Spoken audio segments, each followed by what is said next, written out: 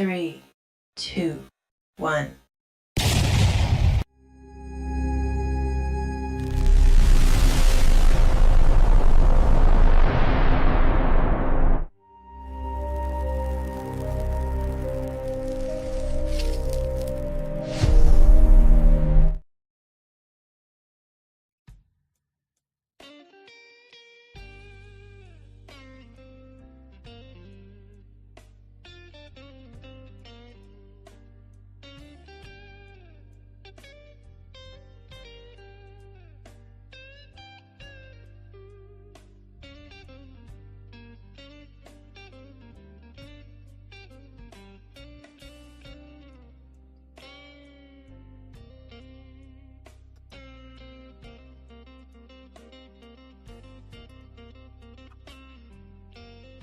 Hello, my fellow cigar lovers and addicts.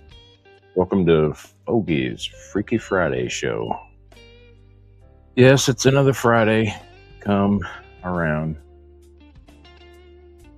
Another payday or another non-payday. How y'all doing tonight?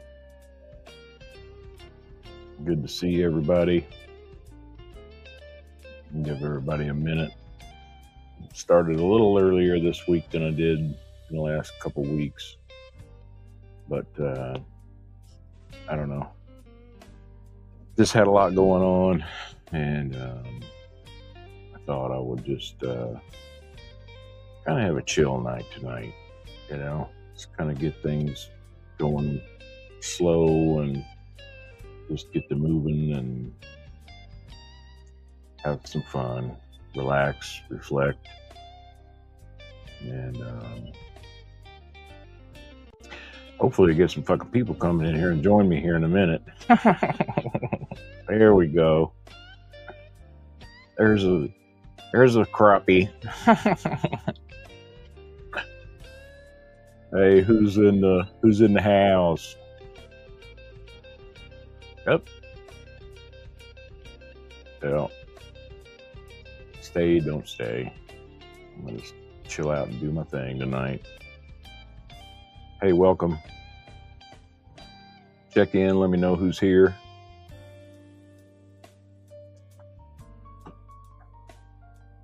It's a beautiful Friday here in Kansas City. Been getting a lot of rain lately throughout the state, man. We got pounded down in Springfield, and had some houses flood out down there, and all this shit. They got inches of rain in just like a matter of a couple of hours. It was crazy. But it was a nice day today, and I was just like, well, I don't know. About over the rain though. Today was cool, wasn't too breezy. Hey, my man Donuts, what is up, my brother? Good to see you. Happy Friday. Glad you could come join me tonight, man. Did you have a good week?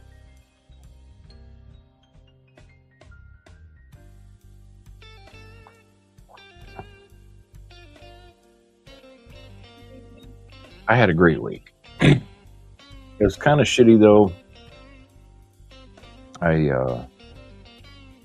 My old Ford, my Goldie, old Goldie crapped out on me this week, and man, I bought that truck probably 5 years ago. Paid a couple grand for it. The old rust bucket, regular cab, F-150, gold color. Had some decent wheels and tires on it and stuff, and just that was the V6, the 4.2 liter. Solid truck, but rust bucket, leaked like a freaking sieve. And I've had to put a brake line on it that rusted through, and I've had to put a battery in it and just do some oil changes and just keep dumping tranny fluid into it because it was leaking tranny fluid, going through about a quart every, 2 or 3 weeks. It just lose it. But I wasn't fixing all that shit. I wasn't putting a bunch of money in that truck. And then it just started, ticking And I was like, what? And I got to listening to it. It was like a lifter tick or rocker on tick in. And I think when the lifters got stuck, got locked, they had the hydraulic lifters on it, you know. And so I was like, well, I don't know. I'm not putting no damn money in this truck. You know, I've gotten my $2,000 worth out of it for sure. And then a buddy of mine that's a mechanic, Ben. Hey, Ben, what's up, bro? He owns Summit Car Care and Lee Summit, and he's the one that works on all our fleet vehicles for Austin Dooley.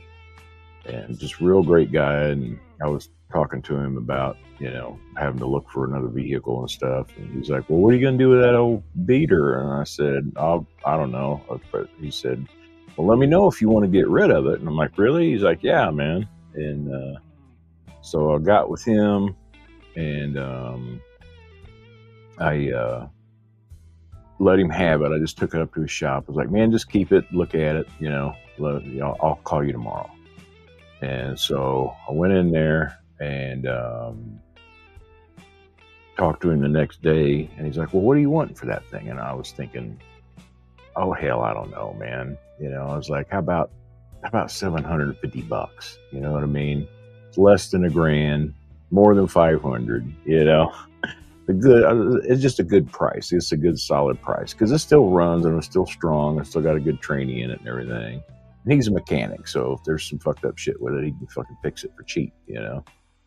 And so I got that deal done, but then I had to buy another truck this week, and I didn't want to do it, but I wasn't going to buy anything new. I mean, shit, there's no freaking way I was going to buy something fucking new. I just wasn't going to go down that road, but I needed something quick. And I got a real good buddy of mine. The guy that kind of turned me on to cigars, the one that gave me the Ortegas Lusitania.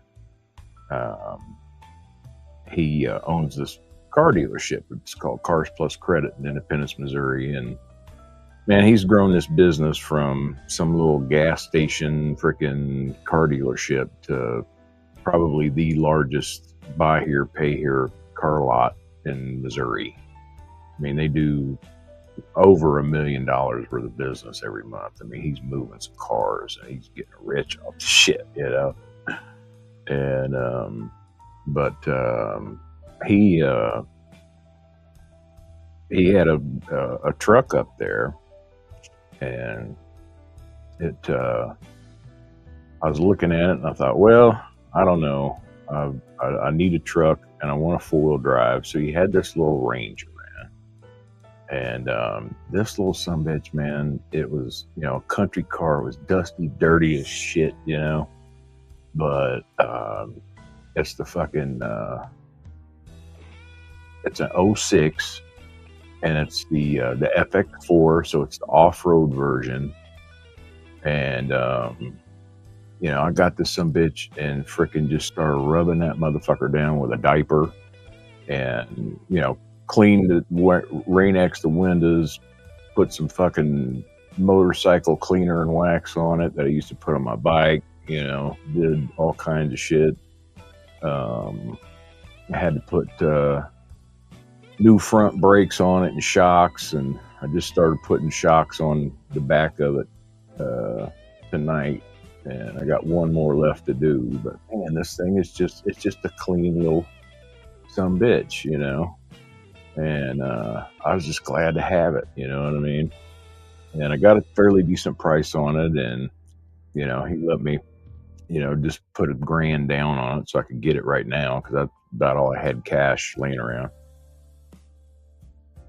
Because fuck, I just bought like, you know, $400 worth of cigars the day before. You know, imagine that. But so anyway, I was glad to get it, and it's going to be a solid little truck, and it's only got like 118,000 miles on it, and a little 4-liter V6 that's in that thing. I mean, I've got some buddies that have got some Rangers that are that age that got fucking over 350,000 miles, you know.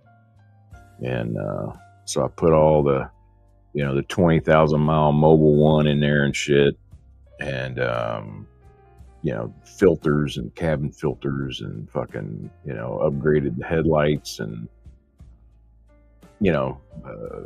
brakes all the way around, shocks all the way around. So it's a pretty solid truck now, man. Everything's working good on it, and it rides really good. And it'd be nice having a 4-wheel drive again. I haven't had one since my Suburban and shit. But anyway, everybody check in. Let me know what you guys are smoking on tonight. I'm trying to decide myself. I've got a nice little pile of stuff here that I'm going to share with you guys, but I've got a couple of cigars that I think that I might want to smoke, but I'm not sure. Let me see. What shall we do?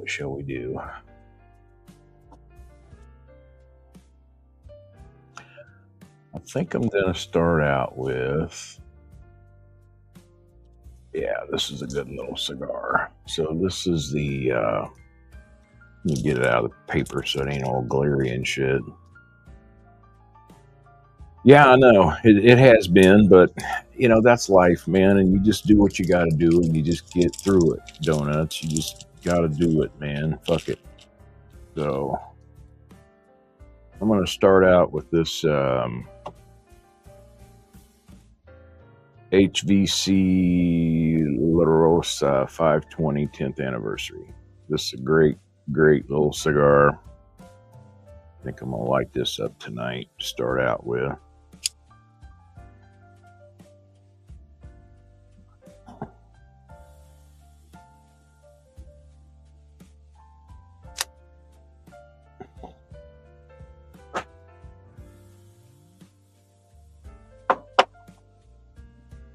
But let me know what you guys are smoking on tonight.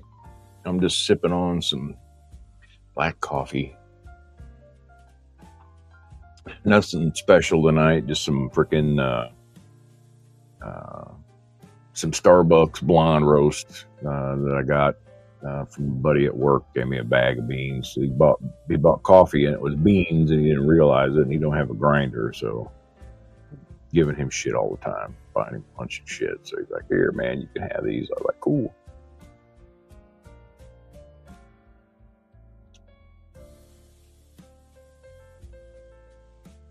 Man, how we doing with the music this week? Is it low enough where you can still hear me good, or is it too loud? Or I'm trying to fine tune the background music after last week's debacle down at the Union Station.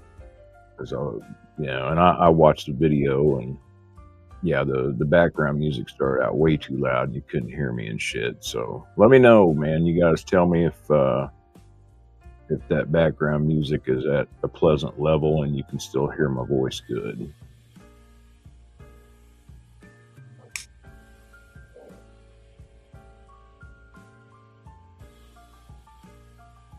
So everybody check in who all we got in here tonight.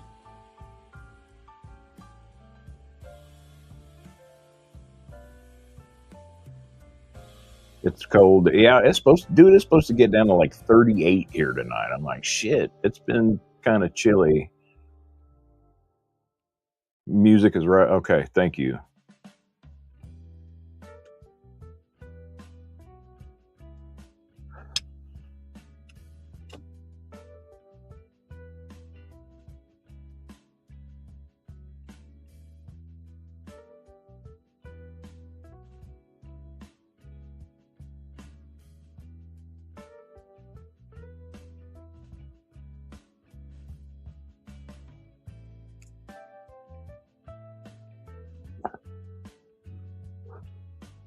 There we go.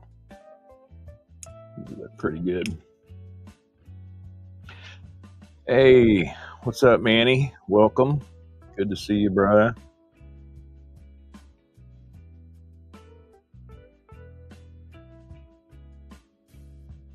Man, these HVCs are really good. They make a regular 10th anniversary, and they make this 520 La Rosa in a couple different Vitolas. They've got this one, and then they've got a pyramid torpedo, basically. It's pretty good.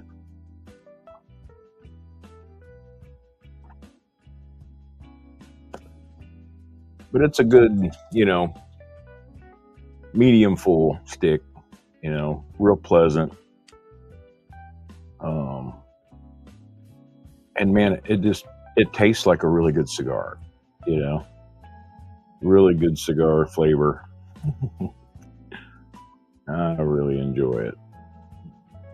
Do my pre-touch on this motherfucker and get this line straight here.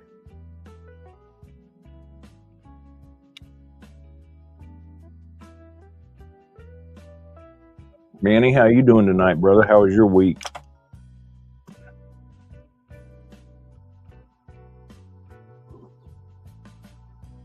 Did you get your goodie bag that I sent you, man?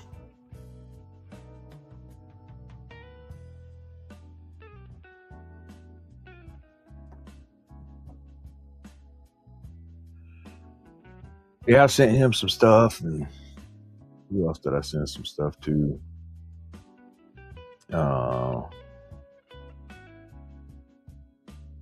Jesse, who won some stuff for me on Ray's Cigar Live a couple weeks ago, 3 weeks ago, I think. We finally got a hold of him and got his address so I could ship him out some stuff.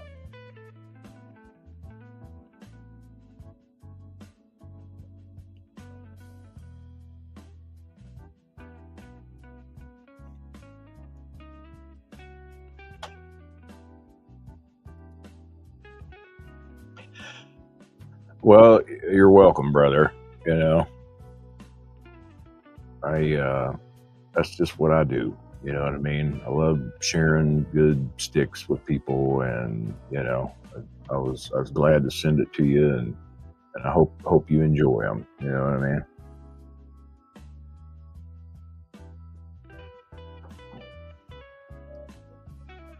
Hey, what is up, my man Ron? Welcome to the show. Glad you could make it. Just chilling out. Yeah, and I sent Ryan that Atabay and a couple other goodies. He said he'd never had an Atabay, so I sent him one, let him try it out. I really like those Atabay Savioses. They're not huge, but it's a good smoke.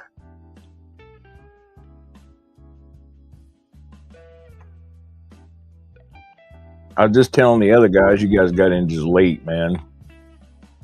And I'll give you the cliff notes. But anyway, I had to buy me a new truck this week, man. So I found this badass little Ford Ranger, got it all cleaned up and shit, man. This little truck is just dynamite, man.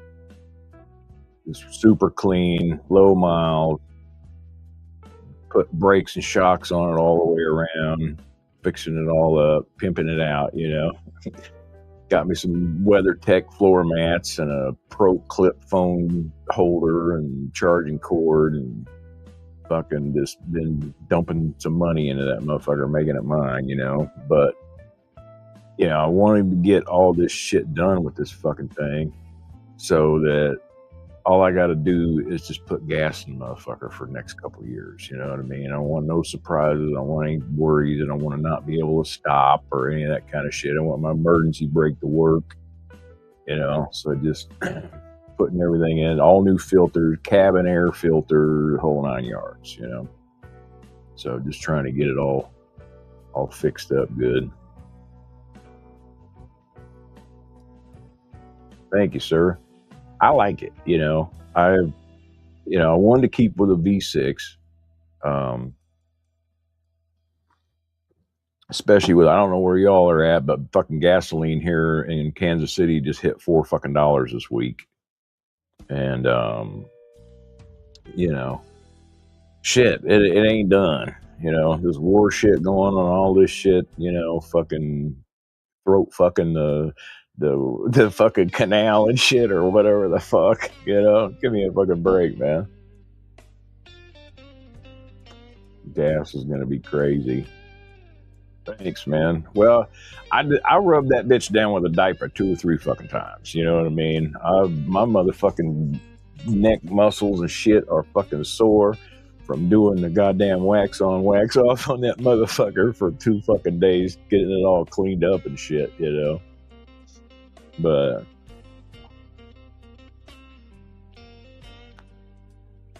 yeah, 4 there. Yeah, it's just fucking stupid, man. You know. I remember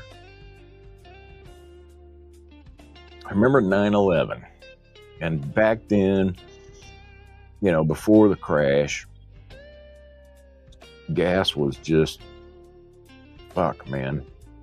I think at the time, I think it was where I was at. I think it was still like 87 cents a gallon, and all that shit happened. We sat there and watched that fucking shit all day, and I thought, oh fuck, there's gonna be a run on shit.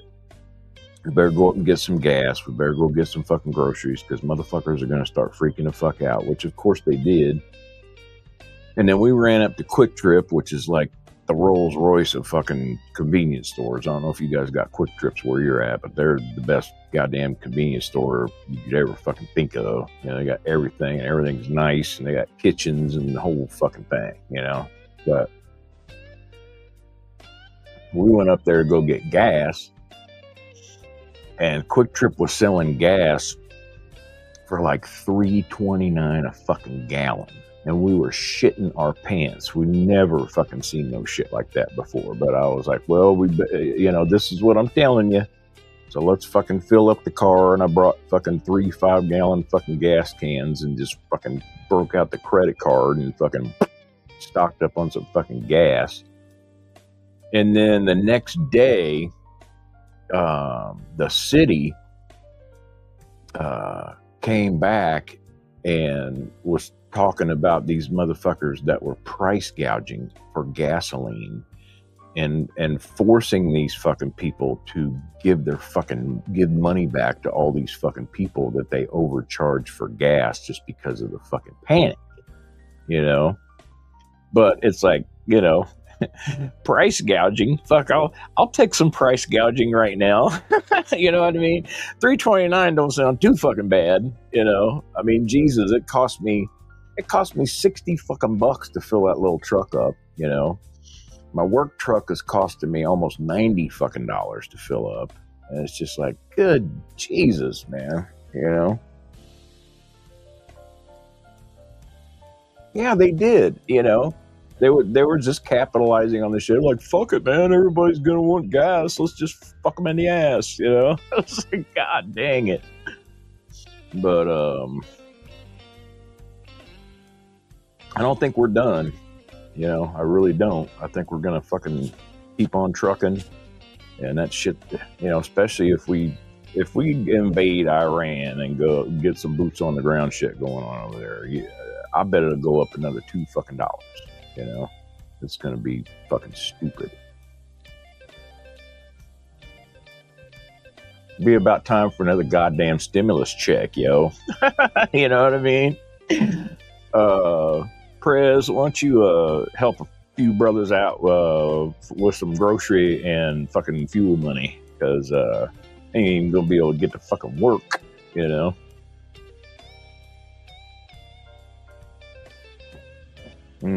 Man, this is a really, really good fucking cigar, yo. I love this thing. If you guys get a chance to get your hands on one of these, it's fucking delicious. 81 bucks. Yeah, that is fucking just fucking ridiculous. You know? I mean, how the fuck are you supposed to eat? You know? It's like, well, let's see. Do I put gas in my truck or do I live off of fucking peanut butter and ramen this fucking week? I mean, God. It's just insane. You know? How long do they think we're going to be able to keep up doing this shit? Well, I tell you what, I sure in the fuck ain't doing any extra running around and shit right now. Hey, what's up? Mr. Cash in the house. What's up, brother? Ron, did you see my post that I put on my Facebook page of my new truck?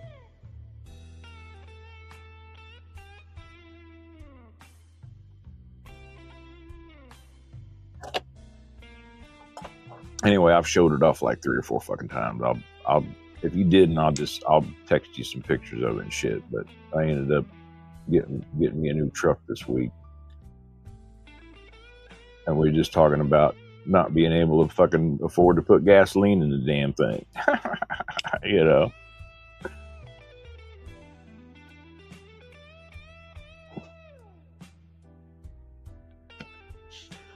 I don't have any particular topics tonight. Just want to kind of hang out like some boys in the lounge. I do want to share some cigars with you that in the last, I don't know, this year and maybe a couple months back into 25. Just some of the cigars that I've just grown to love. I mean, just absolutely can't get enough of them, can't smoke enough of them. This would be one of them. And I've got this in both Vitolas in the 520. Love it. Really solid stick.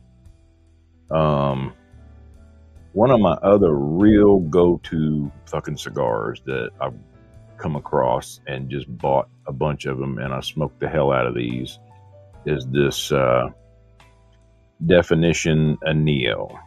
It's a box press, real good freaking cigar, and it's got that elastic gold band. I want to take this sumbitch and fucking make a goddamn wedding ring out of it and shit. Have a ring made that looks like that. That'd be kick ass. Really like this cigar. I smoke a lot of these. Very delicious, very flavorful, and they're relatively easy to find. You know, there's a lot of places around town that I can just go get them, and I don't have to order them online and shit.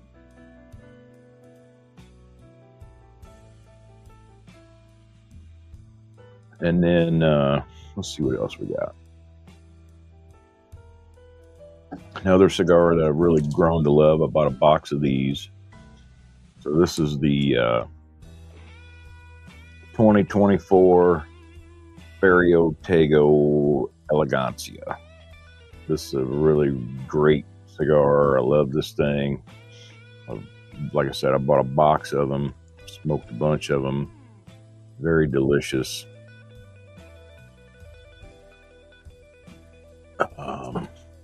And then, of course, this was my favorite cigar of last year.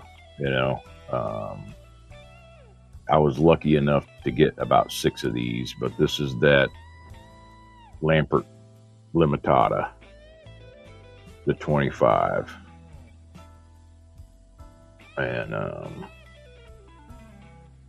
really, goddamn it, there we go. Really good cigar. I can't say enough good things about it. Of course, it was a very limited run, and I mean, there wasn't a bunch of them, and I've got like 3 of these left. So I don't know. I'll be smoking these up. You know, a lot of people are, you know, like, I want to save my cigars for a special occasion. You know. How about your ass got out of the fucking bed on this side of the fucking dirt today? How about that? You know? Hey, thank you. Yeah, dude. I'll probably be driving that sumbitch down there. I got to come down probably next week and just kind of check on things and shit. So I'll probably drive that just to get a road trip on it, you know? And thanks.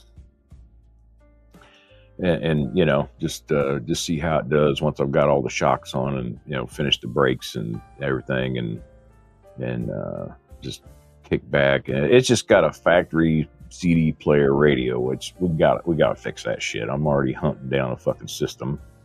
You know, I mean, I ain't putting no fucking sub in that motherfucker and shit, but I'm gonna buy me some really good fucking, you know, probably JL audio fucking door speakers and get a really good fucking flop out fucking touchscreen head unit with about a 7-inch fucking screen on it that I can hook to my phone, or I could fucking, you know, just whatever, you know. This is another cigar that I fell in love with. I bought a box of these too. So this is the, goddamn, my green screen is fucking up on me tonight like a motherfucker. So this is the Matilde para Josecias, and it's just a fucking delicious cigar, man. It's a medium cigar pretty much, but God, man, it's just so fucking complex and so smooth on the French exhale. Man, I love these. You know, I've smoked too many of them already, but if you can get a hold of some of these, they are definitely worth having.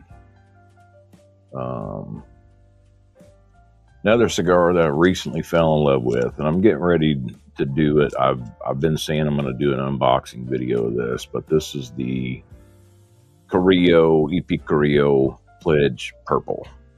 You know, so I got a bunch of these. I'm glad I got them.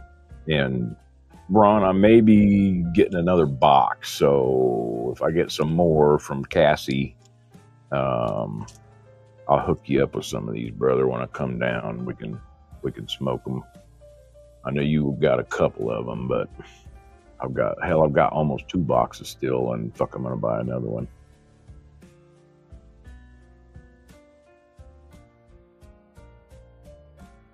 And then now this is new. So this is the new Davidoff Puro Dominicana. This is a really good cigar. 3 different Vitolas. This is kind of like a Corona Gorda. It's got like a little like a mini Salomon, like a little Figurado, and then like just like a short Robusto. So I'm just got these this week, and I'm looking forward to trying that out. And what else we got that I really dug? Another Carrillo product. This is the very first box of cigars I ever got, and I've still got several of these. But this is the EP 15th anniversary. This cigar, it's a torpedo, and goddamn, just explode, just chocolate, coffee, fucking brown sugar, fucking explosion, you know. And I've literally smoked a couple of these for 2.5 fucking hours. It burns really slow, really good, really well constructed. Can't say enough good things about the EP 15 years for sure. Another one that I just recently got some of this week. Yeah, Ron, I love the Encore Majestics. I smoke a lot of those. That's a great little cigar. And the Endures, the Merfolk Cameroon ones, are pretty good too. Yeah, the deal with that pledge is it's it's the original wrapper, so it's an extra 5-6 years of age with the pledge blend with that older wrapper. So it's really good. And of course, I love me some freaking Monte Cristo Classic number 2s. That's a good cigar. Really like those. And I was able to pick up a few of those this week. And I got you can check it out on my Facebook page, but I went to Crux event at the cigar room last night. Met my buddy Derek from work there, and I got one of their I think it's called the Epicure Maduros. It was an okay cigar. Started out real spicy. But anyway, so Cassie went down to PCA, and she knows how much I like Carrillo. And it's Casa Carrillo now, or it's Casa Carrillo, but it's not Ernesto Perez Carrillo. It's just Ernesto Carrillo or Casa Carrillo. But she brought me back one of their new offerings that's not coming out till later on this year, and it's called the Ascend. And so I'm really looking forward to smoking that. But you can see what that looks like on my Facebook page.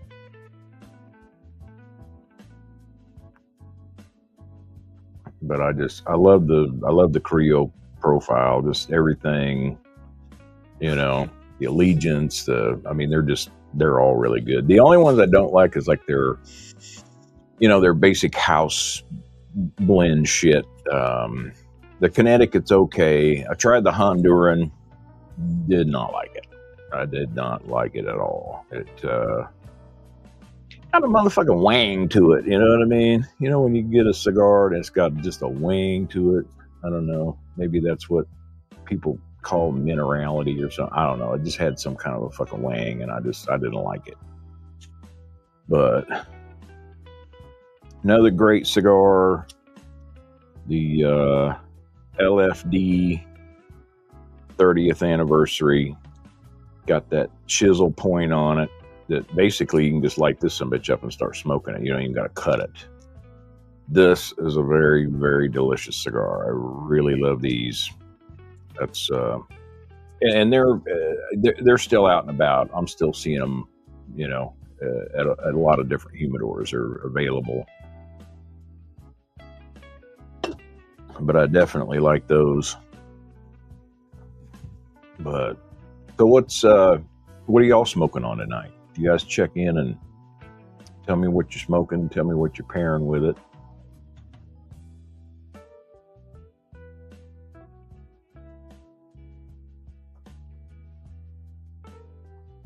Man, that's so smooth on the French XL. It doesn't burn the shit out of my nostrils. Just kind of, it's almost kind of like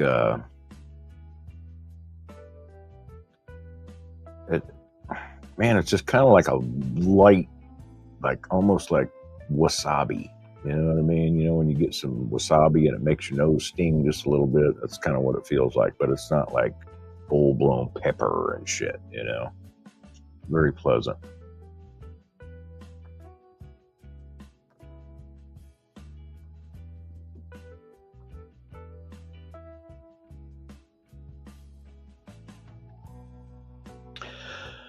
Let's see.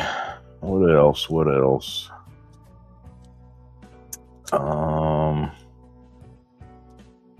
Now this, I was lucky to get some of these. This is a Byron. This is one of the 2017 Reservas. I got a couple of these, and this, I hadn't smoked a lot of Byrons, but this was actually the first Byron that I ever smoked. And fuck, dude, that's a quality fucking cigar right there. This is the 5th anniversary Reserva, the 5 Años, 5-year. And I think it's a 2017, I think. So it has some age on it. Don Pepin, yeah, Don Pepin Blue. Right on. That's a good cigar. I kind of have a hard time finding those. Some of the humidors around here don't carry a whole lot of the Don Pepin stuff. I don't know why. I think those are great sticks.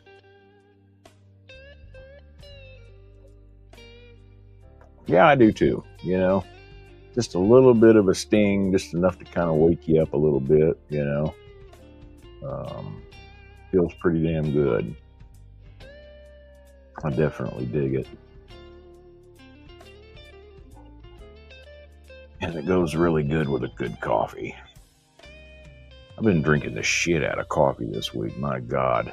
I've been, having so much shit to do at work and so much shit to do at home and just trying to get everything freaking done.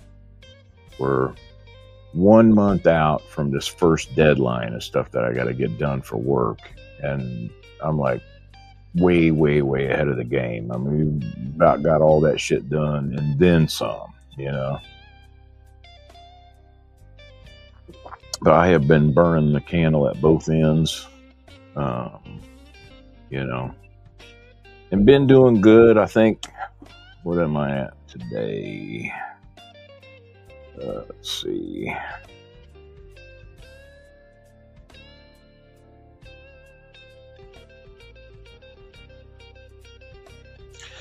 "36 days sober today, gang."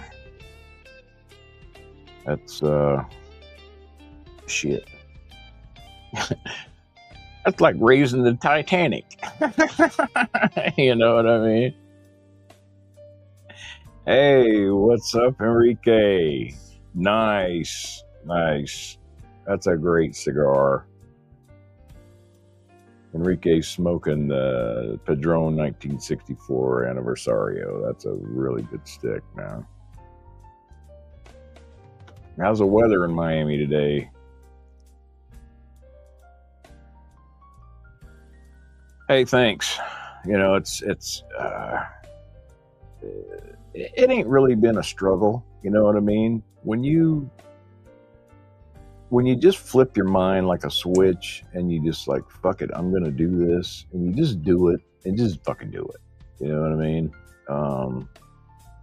I haven't had no funky cravings. I haven't been like, oh fuck, I gotta get me some fucking booze or whatever. And all those normal triggers, you know, the things that fucking just like piss me off and shit, and you know, like make me want to fucking go hit a bottle or something.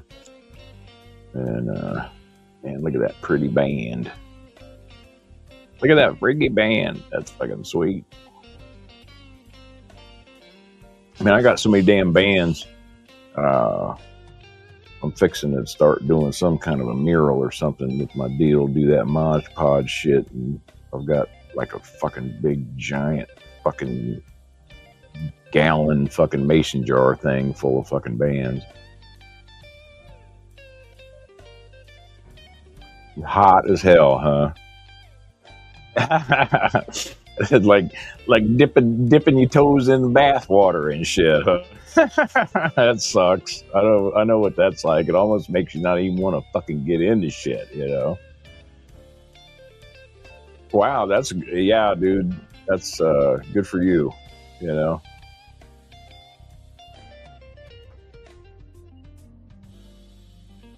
I quit for a couple years, you know, and then just let some bullshit drag me down. You know, like I think I've told you the story about, you know, wanting to have a last fucking whiskey with my pops before he passed away, and just shouldn't have never done it. And fuck, I'd be like 4 years fucking sober now, but I went back to drinking and drank for a couple fucking years, you know.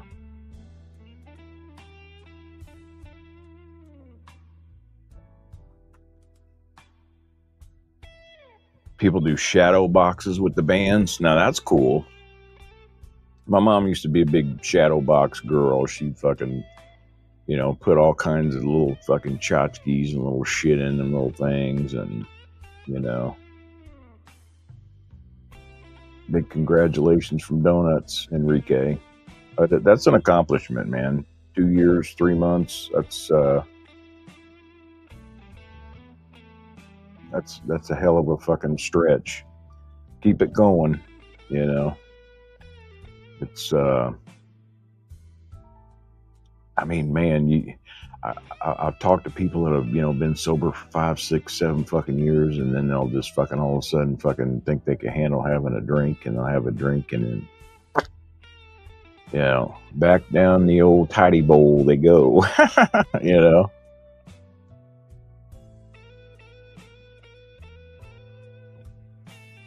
Mr. Cash is wishing you 100% congratulations as well. You know, that's saying something. you know. I don't know if you guys caught Marvin's show on Tuesday, but, you know, he was talking a lot about, you know, mental health and drinking and smoking and all that kind of shit, you know. Big Manny's in there congratulating you as well, dude. Hey. What's up, Johnny? Welcome to the show, brother. Glad you can make it. We're just all kind of hanging out, talking about being sober and smoking some good fucking cigars. Been showing off some of the stuff that I've really enjoyed this year. And then, of course, you know, I got to get down to my goodies, the shit that I've really enjoyed smoking this year. So I love the, you know, I'm a huge Opus guy. You know, I love the Opuses. Love the 20th anniversary God's Whisper. Well, they came out with this Day of the Dream Torpedo this year, and it's freaking delicious. I really, really love that. And hey, Bron's in on that too, Enrique. Thanks, everybody. Yeah, this is a great stick.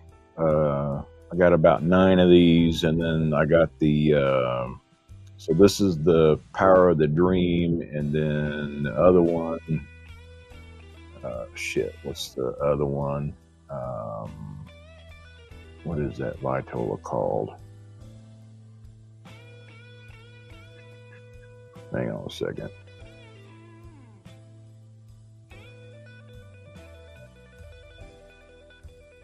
Whisper. What the hell is it? Oh, it's the Believe.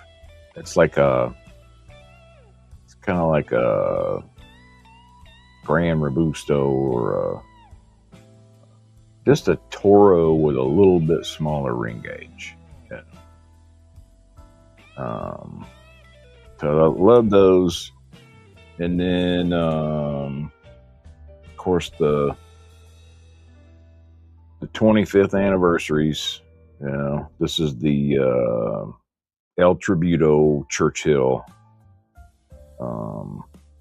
Got a green band on it, so look at that.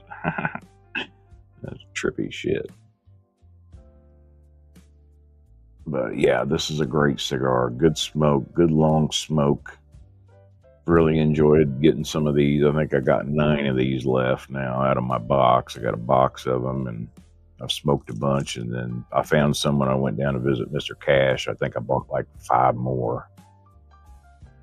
And then another one that I got when I went down to visit him is this Opus. This is the Forbidden X Magistral 13. Little torpedo. Very, very delicious cigar. Really, really enjoy these. These are good. And then this year's offering, I got a box of these too. This is the new Templo de Oro. This is a different Opus, man. This has a totally different flavor profile than anything Opus that I've ever had. It's delightful, but it's just different, you know. A lot of the Fuente fucking, you know, like the what am I thinking? Like the Forbiddens, the Passion Diamors, and all that shit. They're a real heavy flavored cigar. This one's a little bit more on the light side, but this one's got just a totally different flavor profile to it. I really like these. I've got some of these left out of my box, and then they've got a smaller one too. I think they got this in like maybe 5 Vitolas, but this one, I think this is the number 13. This is my favorite. And then I'll be smoking the shit out of these. So this is the fucking Opus X. This is the Oro Oscuro. This is a really dark, chocolatey, fucking just dreamy cigar. Really good smoke. And for a little stick, these things smoke. This is the Robustos, and I've got I think I got like 12 of these. But these are super hard to find. These are almost harder to find than the damn than the 20th or the 25th. And I've seen a lot more of the Templo de Oros coming out lately, and you can find them pretty much anywhere.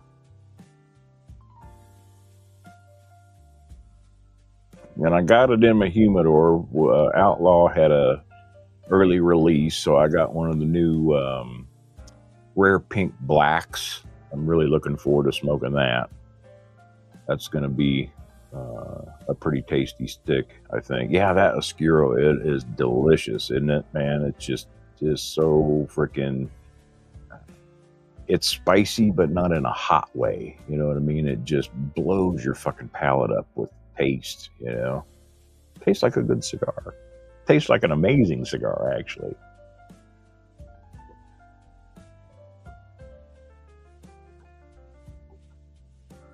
But yeah, that's some of my goodies that I've really, really enjoyed, and you know, from this year and coming out, you know, the end of last year. There's a lot of other ones, but those are the ones that, you know, I've either bought boxes of or I've bought, you know, multiples. I've smoked several of them, and you know, some of them have gotten better with a little bit of age on them, but most of these already got some age on them.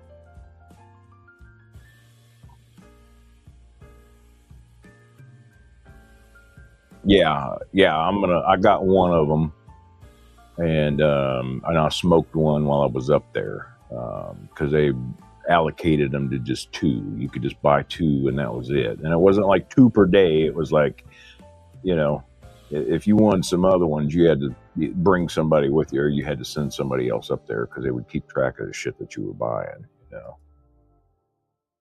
Thanks.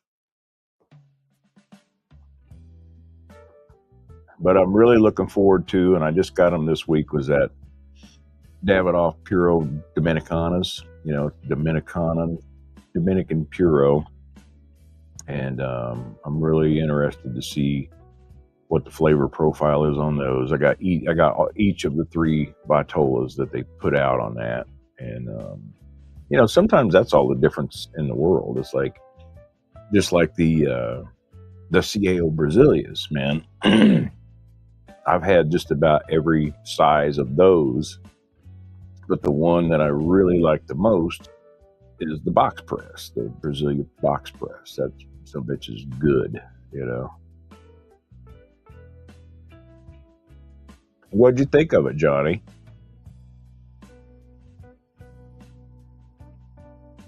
Johnny says he smoked one of the Dominican Puros Robusto last night.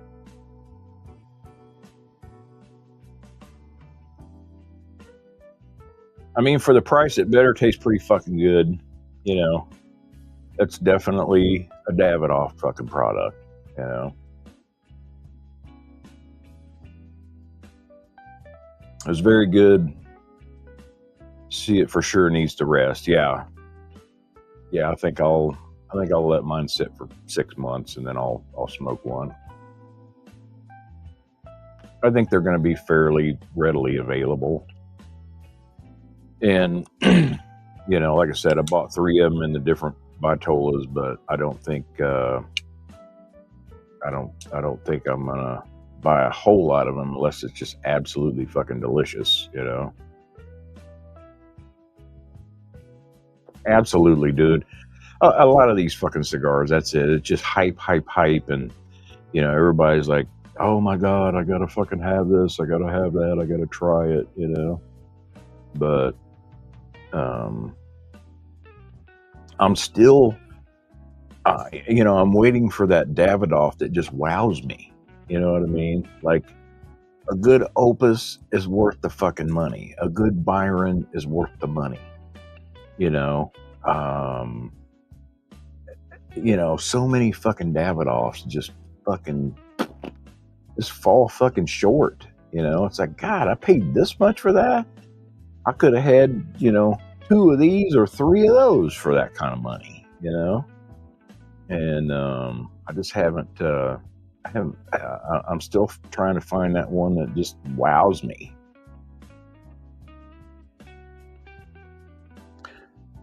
Just got there last weekend, picked them up.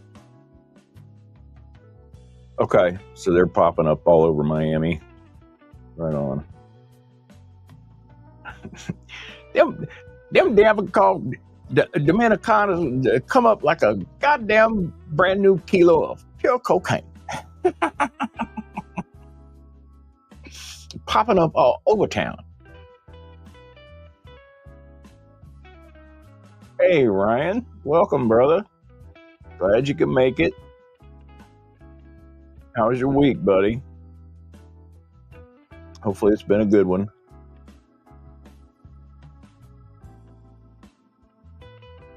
Did you get your Atabay goodie bag that I sent you, man?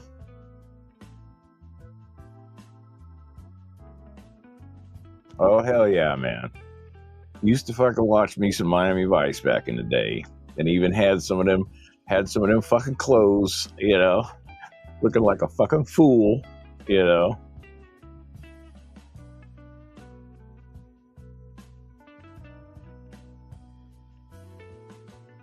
The Davidoff he had, the Royale. Yeah, that's like a fucking $100 cigar, that Royale, you know. And I've had the Salomon, the bigger one. But shit, man. I'm good. Glad you had a good week. I've had a great week, you know.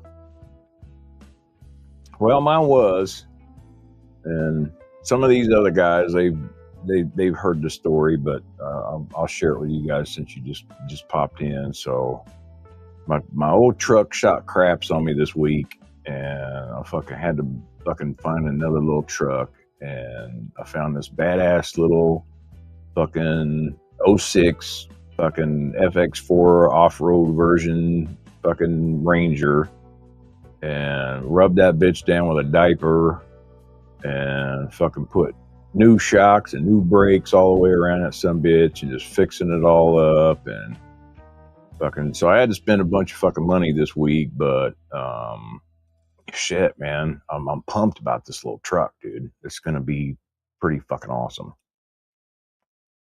And I'm just putting money into it now. I want all new shit on it, you know, filters, cabin filters, the whole 9 yards. That way I want to be able, and I put that 20,000 mile Mobil 1 in that fucker, and I just want to put gas in it for a couple years, and that's all I want to do. So I'm just getting all that shit out of the way now, not to fuck with it. And you know how it is, man. When you get a new vehicle, you gotta make it yours. You know what I mean? You gotta go through. You gotta know that you can depend on the fucking thing. You know, I get a wild hair up my ass and want to drive to, say, Springfield to visit Mr. Cash, pick up some Opus X's. I gotta know that my precious cargo ain't gonna fucking break down in that fucking vehicle on the way back. You know, because then I'll have to sit there and smoke them all waiting for the goddamn tow truck. You know, so.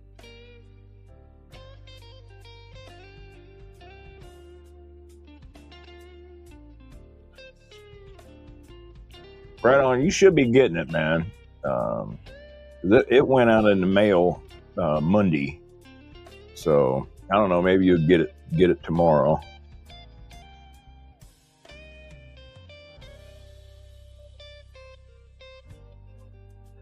Thank you. It is a sharp little truck, man.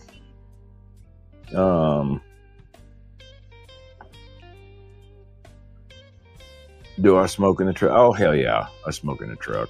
I mean, I crack the windows, and here's the trick. If you're going to smoke in your vehicle, turn the fucking air conditioner or the heat completely off, because you don't want that fucker drawing smoke in there and stinking up your fucking cabin filter and stinking up your ducts.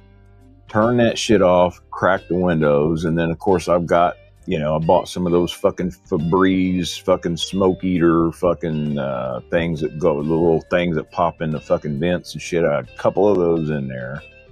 and just keep everything wiped down and shit. And it doesn't fucking stink, you know. But you know, and I don't smoke in the old lady's Nissan. You know, her Pathfinder, she'd fucking castrate me if I fucking did that shit. So I don't smoke in her car. But yeah, I'm a smoker, and I fucking smoke in my truck. I don't give two fucks. You know, you can if you stay on top of it, you can keep the smoke smell out of it. You know.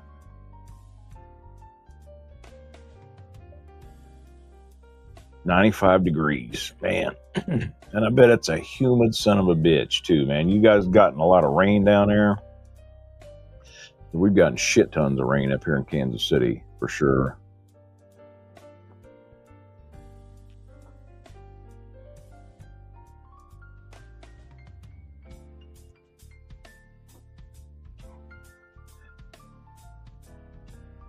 Yeah, that's exactly right. Because you got that, especially if you got the recirculation on, you're not drawing the fresh air from outside. It just keeps fucking pumping that shit back through there and just cakes it, and it takes fucking forever to get it out of there. So just turn that shit off while you're smoking, and you just got to deal with it, man. You know. Supposed to start on Sunday, right on. Well, we got a couple dry days, which I'm glad. I got one more rear shock that I got to put on this truck. I ran out of time because I had to get to the show and get everything ready, and then just do piddly little shit. I got some new, brighter headlamp bulbs to put in, and the filter, the air filters and stuff, and then hopefully next week I get my WeatherTech floor mats and my fucking Pro Clip phone holder. I don't know if you guys have ever seen that Pro Clip phone holder. So they make mounts specifically for each vehicle that strategically clips in a certain fucking place, and then they've got different mounts that you can screw to that. And they've got like a slip-in one, and now they've got these fucking magnetic ones that even have chargers in them and shit that you can, if you got like a magnetic case that lets you magnetically charge your shit, you can just fucking pop that fucker on there, and it just sticks there and charges your shit. And they're pretty pricey. I think it was almost like $90 for the two pieces, but best goddamn phone holder you'll ever fucking have, And basically you go through there and, tell them what vehicle you got, tell them what phone you have, and then they're like, this is our choices, and you can kind of build it to suit your preferences, Hey, Jimmy. Welcome. Glad you could make it, bro. For sure. And man, I'm glad you got your cigar bomb. I wanted to make sure and get that to you. I lost your address and shit. You should have had them long before now. That's my bad, but I've just been so fucking busy at work and shit. But I'm glad you got you some good sticks, and it's none of it's stuff that you've ever smoked before. So enjoy those, and let me know, what you think of every one of them. Just kind of, reach back out to me and put some comments on a video or something, and just let me know how you like them. But definitely enjoy them, my good sir.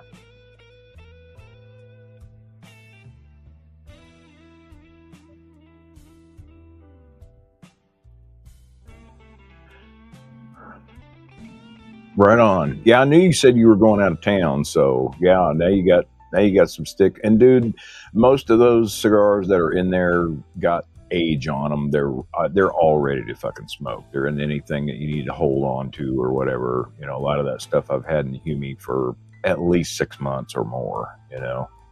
And I think a couple of those I've had in there for about a year, so they're all well aged and ready to fucking smoke, bro.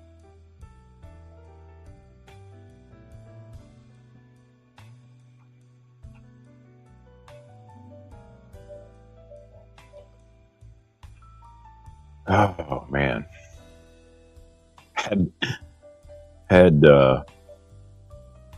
one of our clients at work, this little gal. Her name's Devin, and she I don't know exactly what her condition is and stuff. She can't talk, and she just kind of screams, you know. She just kind of like, and she carries that around this little straw. And when she's freaking walking around, she's like always like tapping it on her face and shit. And she wears this crash dummy helmet, man. She's got this crash helmet because if she's up walking around, she like falls over and shit. And she fell over today, and I was helping her get up and shit. And the whole time she's sitting there fucking smacking me in the face with that fucking straw and shit. And I mean, I could tell that she was happy that I was picking her up, and that was her reaction, was fucking smacking me with this fucking straw. But it was, you know, it was cool that I got to help her, and I enjoy spending time with our clients, man. They've all got such a fucking shit sandwich given to them in life, and you know, I don't pity them, you know what I mean? But it's just like, you know, I pray for them, you know. I'm like, man, God, you know, make their life as good as you can, and that's why I work so hard. To make the homes that they live in nice, and they got a good place to live, and they got a good place for their families to come visit them and stuff, you know. And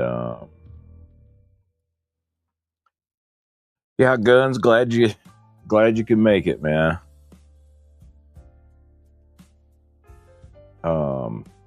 Did you email me your address, brother? Because you know, you're the one that fucking won the We Love Cops contest from last Friday's mobile live stream. So you need to get me your address, and I'm going to get you one of those fucking definition 5th anniversary 5 Anyoses, and then I got a couple other little goodies I want to send to you, and let you try some sticks.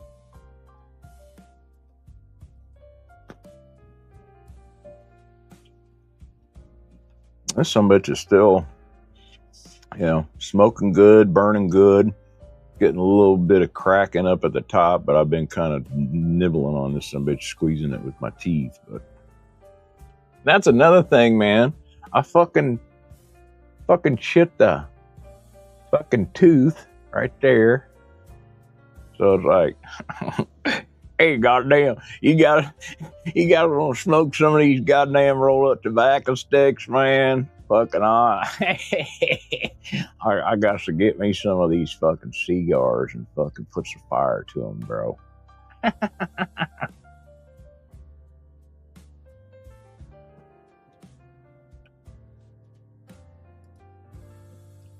Oh, it's all good, dude. That's what I do, you know. I love sharing cigars with people, and my subscribers and people like you guys that come in.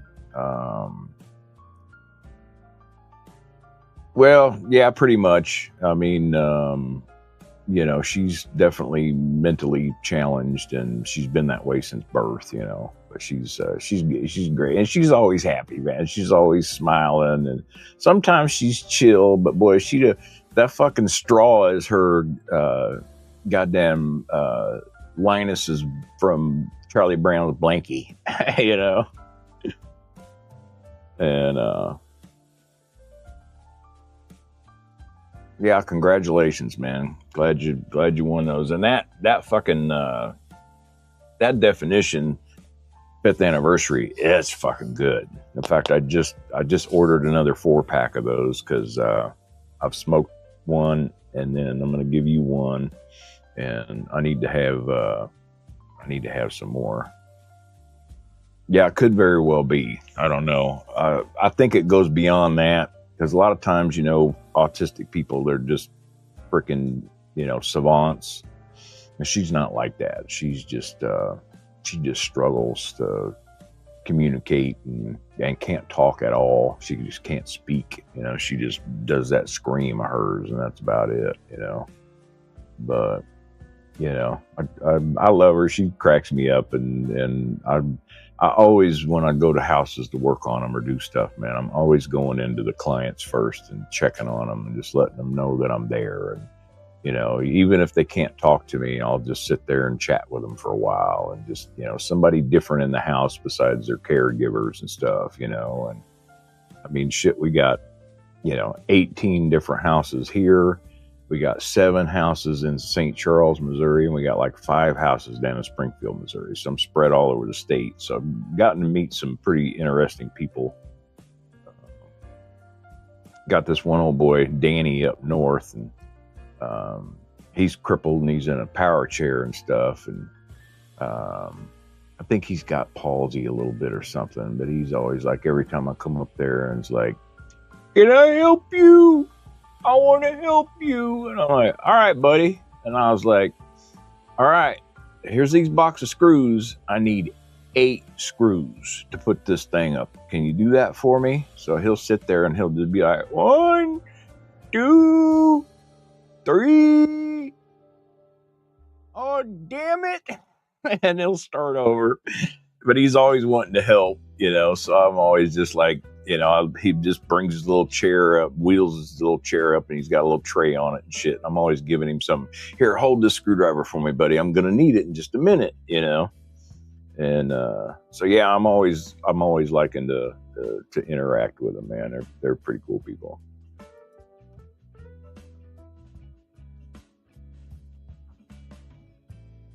Yeah, dude. And like I said, I'm probably one of my freaking favorite damn cigars from last year is this fucking Años, man. This is a fucking amazing cigar. I love these. I have probably smoked 15 of these sumbitches. They are fucking good.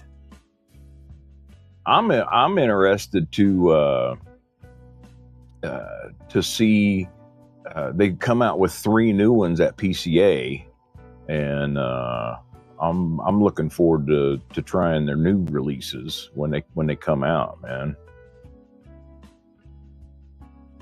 Oh, they do, you know. And you know, like I said, some of them can't talk, and they just grab onto you and they hold on to you, and they get this big smile on their face that, you know, you're showing them some attention and shit, and it just melts my heart, you know.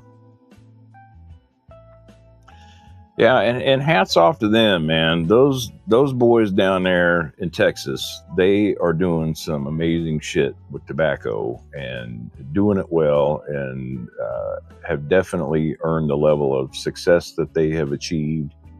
And you know, I'm glad for them. I'm glad they're making such great sticks. You know, that freaking Noir Cameroon is awesome. The Noir Connecticut is really, really good.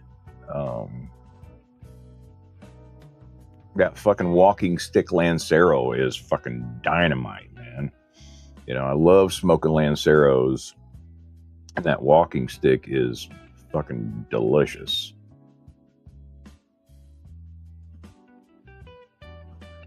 Yeah, I'm lucky, man. I've got 2 shops here. Outlaw's got them, and La Cultura's got them.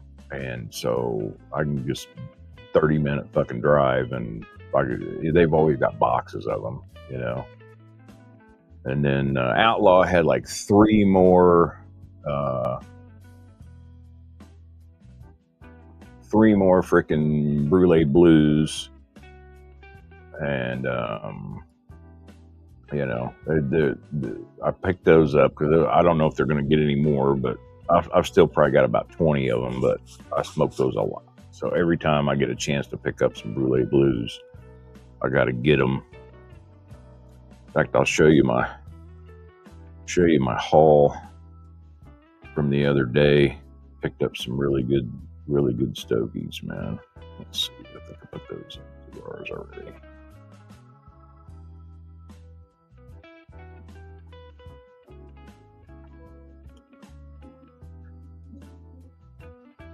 So I got I got the Davidoffs. I got the 3x12s of the Davidoffs. Then this is that EP Corillo TAA. I got two of those.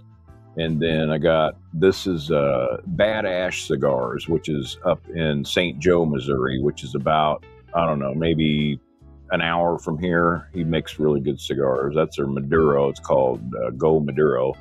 And then I got three of the Brulee Blues. And then this is that Foundation 10th Anniversary Salamone. And then, dude, they had these, this is the Room 101 Namakubis from this year. And this is normally like a $20+ cigar. And dude, I got these for $10 a piece and shit. And then I got me a couple of Monte Cristo number 2s. And then I got one of the Bad Ash Connecticut's. So nice little fucking haul from my locals this week. And like I said, I dropped about fucking $400 on all them motherfuckers. And then the next day I had to go fucking buy a truck. You know, it was like the next day my shit, oh my God, I was like, oh fuck, maybe I shouldn't have bought all those fucking cigars, but hey, you only live once, you know what I mean? Well, right on, well, just relax, brother, we're gonna be hanging out for a little bit.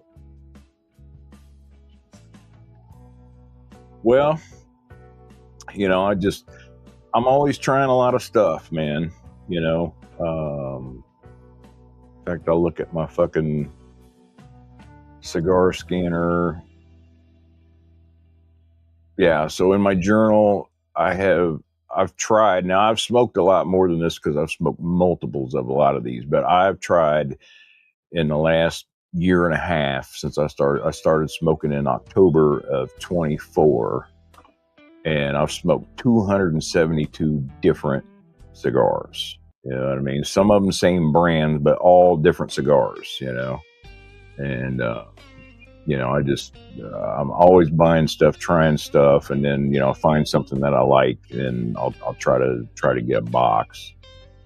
Thank you, sir. Yeah, I was pretty pleased with it. You know, I haven't had that Foundation 10th anniversary. I know Marvin really likes it. He's a huge Foundation guy, Rise and Grind, and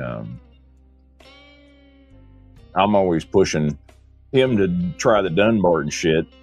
And of course, you've seen, you know, I sent him like a massive fucking Dunbarton bomb.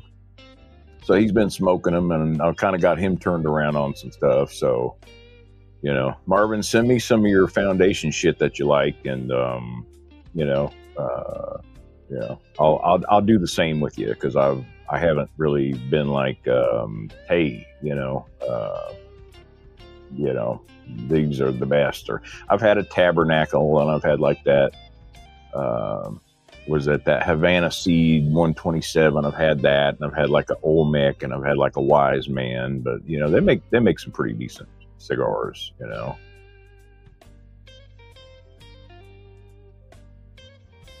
I mean, some cigars have a marshmallow taste. It doesn't bother me. I like a sweet cigar every once in a while. Now I don't do none of the flavored shit.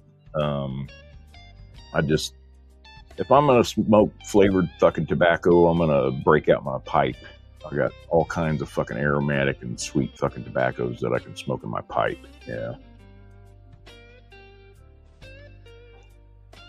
Yeah. Just the tobacco itself has a very sweet, pleasant taste to it. You know, I like cigars that taste like fucking graham cracker too. You know what I mean? I've had some, and like this fucking this San Joseus, this Matilde San Joseus, this fucker has a fucking pretzel note to it. It fucking, it's like every time I fucking smoke it, it's like I'm eating some fucking butter pretzels, man. Pretty good, you know. Here I'm getting into the notes, but you know, yeah, it's some cigars do have a very, very distinct flavor to them that just reminds you of something, you know. Thank you, sir.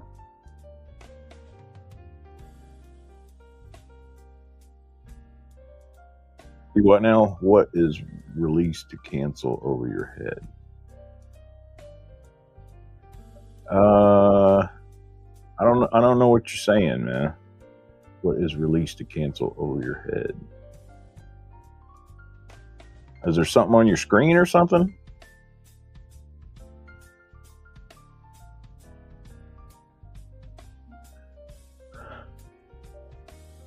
The warp Lacomania. I've never had that, man. I like a lot of the warp cigars though. Yeah, let's get the other 15 notes, man. So we got Snickerdoodle and and Cinnamon Toast Crunch, and we got chocolate creme brulee.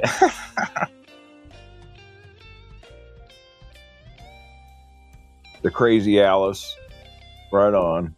I smoked a couple of those. In fact, I got the year before last that Day of the Dead annual release that they come out with, and I smoked one of those. It wasn't too bad, man.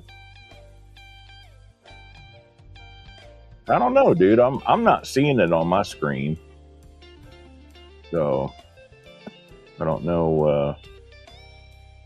I don't know what the hell that is. Maybe they're watching me and I'm fucking cussing too much and shit. And if you don't like it, you can just be like, "Fuck you, Fogey." I'm canceling your ass. I don't know. I've never seen that. I've never heard of that. So that's kind of strange. Is anybody else seeing that on their screen?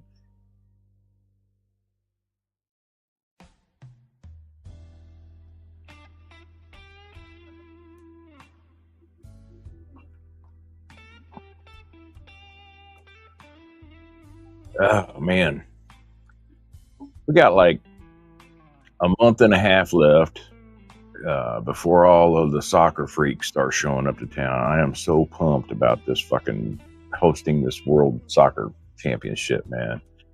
And dude, they have been pumping millions of dollars into this fucking town, fixing streets and fixing infrastructure and fucking extending the fucking the trolley that runs through town, the free tram that takes people up and down from fucking the river clear down to the plaza.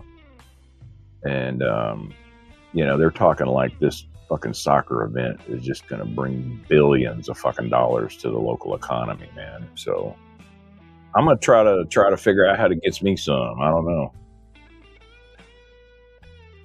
Well, good. I don't know. I don't know what the hell, man. Guns, maybe take a fucking screenshot of that fucking thing and fucking email it to me or something so I can look at it and see what it is. And send that along with your address so I can send you your fucking cigar bomb from winning last week, dude. Just I'm gonna put my email in here for you again. So it's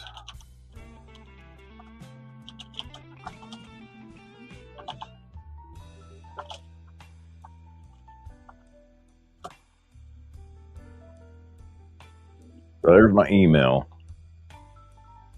So just send it to it's not 69. I'm sorry. It's just oldfogiestogies@gmail. It's just oldfogiestogies, not the 69. My other one's Sean Terry 69, and I always get that messed up.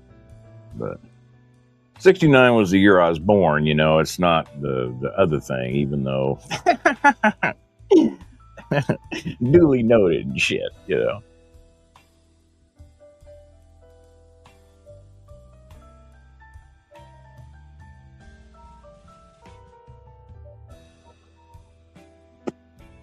Right on.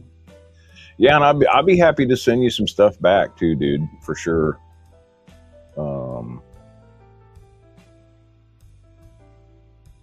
Just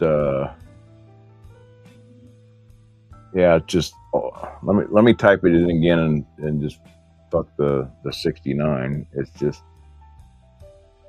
oldfogiestogies@gmail.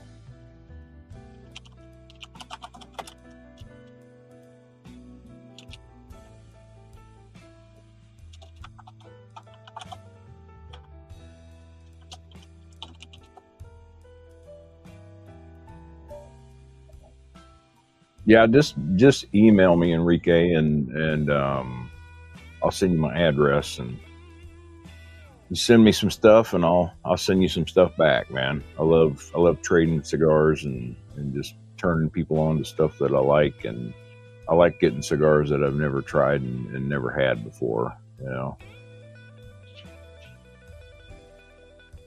for sure. Yeah, exactly.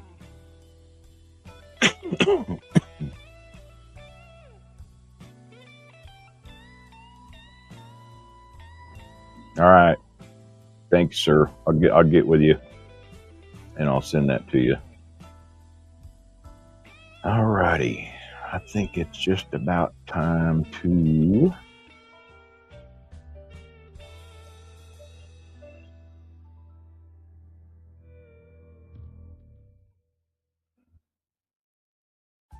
be live.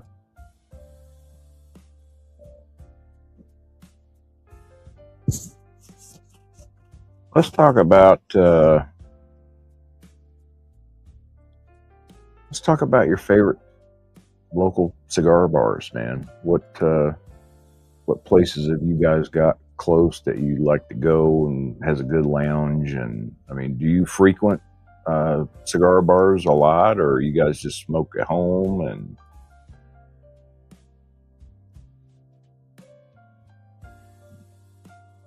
huh, okay, that's wild.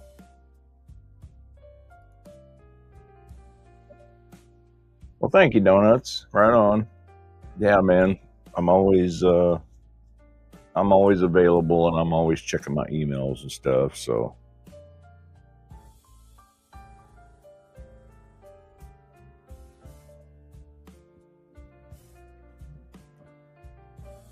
but yeah, Cassie's just right around the corner from work, so there's a there's a lot of days that I can just take a long lunch and just drive around the corner from my office and go grab a stick out of her humidor and sit in her lounge. And like I said, last night she had a big Crux event, and hell, they gave away a bunch of Crux shit. They gave away a fucking electric smoker. Some dude won an electric smoker last night. Um, Cava cigars, right on.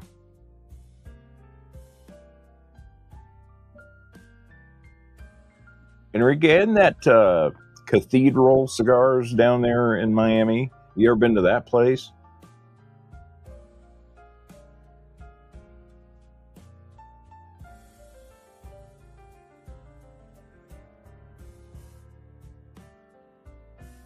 Yeah, I'm same way. I mean, most Cassie's joint's about 25 minutes from here, but Outlaw and La Cultura, that's a good 35-minute drive, 40-minute drive for me. And when I was drinking, I mean, fuck, dude, I could have one cocktail and then I got to drive home through 7 fucking jurisdictions on the way home, and fuck that shit. You know what I mean? I'm too old to be getting DUIs and shit, and plus I'm a commercial driver. I've got a CDL, and fuck, man. So my BAC limit is .04 instead of .08, and so it's like I can have one fucking beer and fucking get a fucking DUI. Right on. I always wondered how a work from home job would be. I bet it's not too bad, man.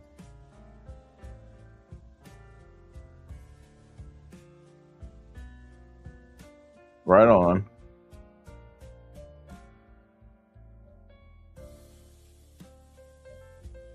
Oh, Cuban crafters. Okay. Right on. Yeah, and I've tried some of those that Cuban crafters house blend that Marvin's always raving about. I mean, they're not bad. It just had a real grassy taste to me.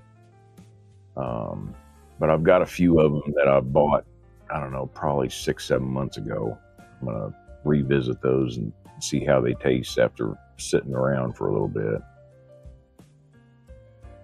Mm-mm. Yeah, that's a hard fucking no on that one, Ryan. I've had one DUI, but I actually took it for a friend. I had this fucking Pumbaa chick that I used to fucking run around with, and you know, we were always fucking partying and fucking eating mushrooms and shit. And she fucking went over to a buddy of mine's house, and we was at a pool party, and they'd never tried mushrooms before. Him and his wife, my friend James, and it's like, man, I got some good mushrooms. Let's fucking do some mushrooms and swim in the pool. And fuck, I love swimming when I'm fucking tripping, man. That's fucking great. And but anyway, we tripped, and then, dude, I fucking slammed a whole fucking fifth of Absolute, just pounded it to my fucking head, wasted out of my fucking mind. And Kelly, this Pumbaa bitch, she's like, oh my God, I'm getting hungry. Have you tried this beef jerky from Quick Trip? It's so fucking good. We gotta go get some right now. So we get in her fucking dad's fucking little Ford Escape, and she drives up to Quick Trip. Well, we all get up there. I'm in wet fucking swim trunks and nothing else. I'm just in wet fucking swim trunks, tripping balls, drunk off my ass. And so nobody had no fucking money. Nobody brought no money.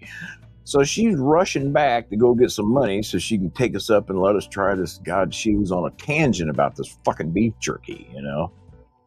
And man, she pulled in front of this fucking little S10 pickup coming down the hill at about 55 miles an hour. And I was in the passenger seat, and that fucking truck fucking T-boned us right in the right front fin, just right in front of my fucking feet, man. I mean, I thank Jesus that there was an angel on my shoulder that night, because, you know, 3 more fucking seconds, I'd be fucking dead. I would have been a fucking smash burger, man. I'm telling you. And so she gets fucking slammed clean off the fucking road, and we're over in a fucking dirt field over on the side of the fucking thing. And she looks over at me. She's like, oh my God, Sean, I fucking, you know, I don't have a license, and this will be like my 5th DWI. If I get another DWI, I'm going to prison.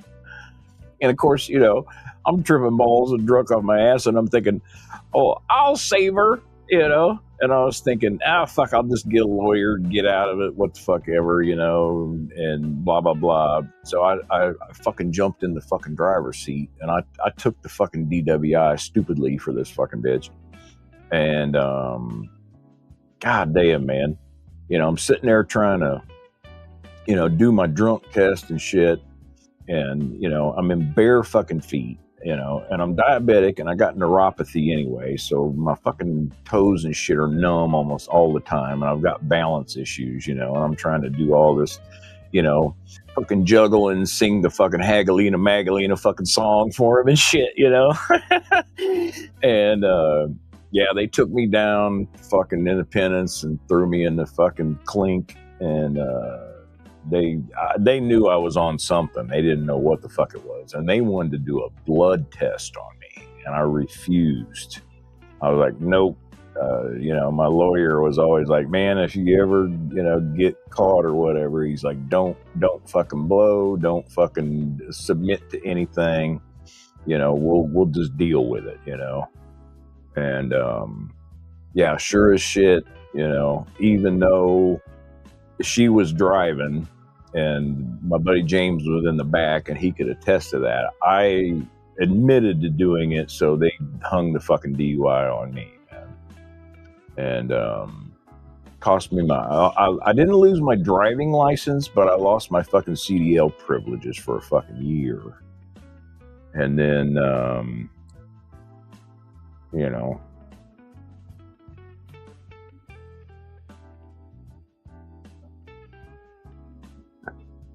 yeah, and she was like, dude, she was like, man, I'm gonna throw a fuck ton of money your way and all this shit.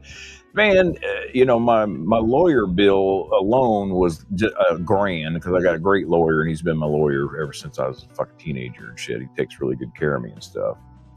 But man, this fucking bitch, she's fucking like trying to pay me like $50 a week and shit, you know. And I'm like, motherfucker, you have no idea, all told with all the fucking fees and all the shit and the school and the SATOP and everything. I was into it for about fucking $2,800.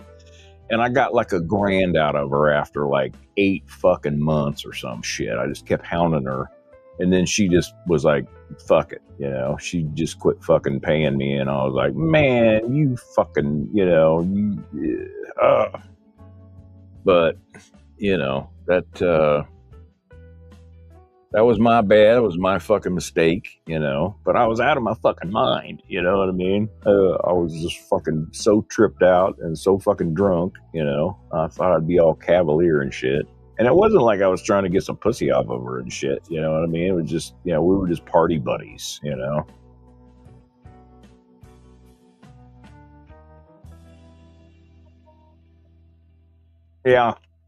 you know.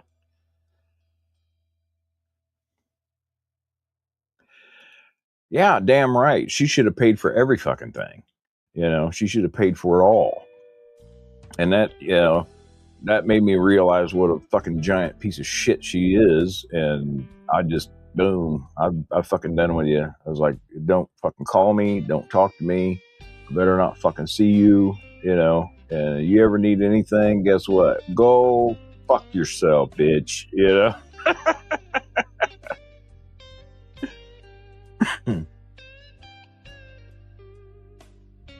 Twatosaurus. Yeah. Big fucking time,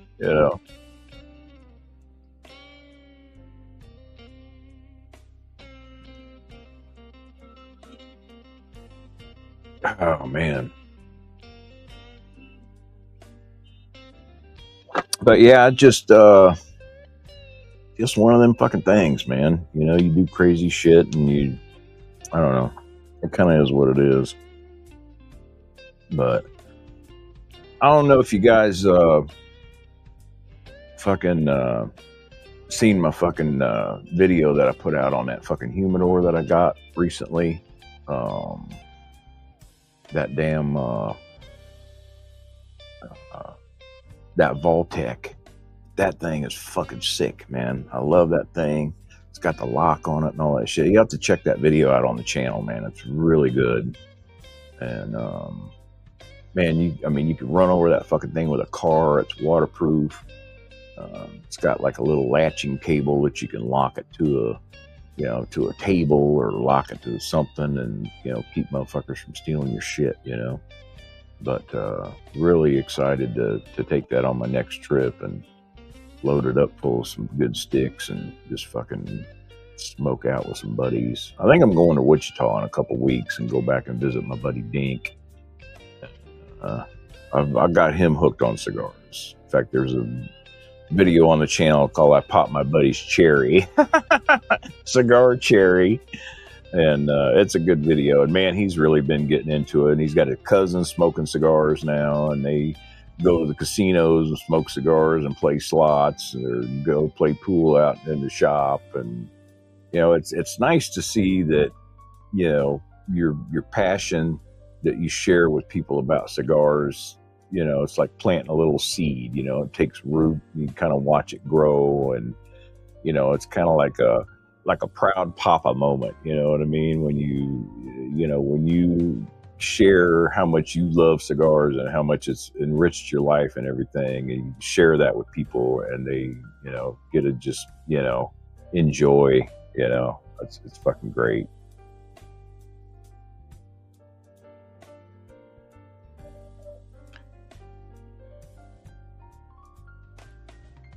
Oh, thanks, man. Yeah. And then, did you see the fucking the thumbnail that I come up with for that thing? So check this shit out, man. So I'm sitting at the fucking Death Star in my motherfucking old fogey Bentley, smoking a cigar, man. This thing came out fucking badass. I put this as a fucking screensaver on my fucking computer now, man. I fucking love this fucking picture. I'd love to have that car. That would be fucking awesome, man. With a trunk full of fucking Opus and shit. and head down to go see Enrique in Miami, man. Live large as shit, man.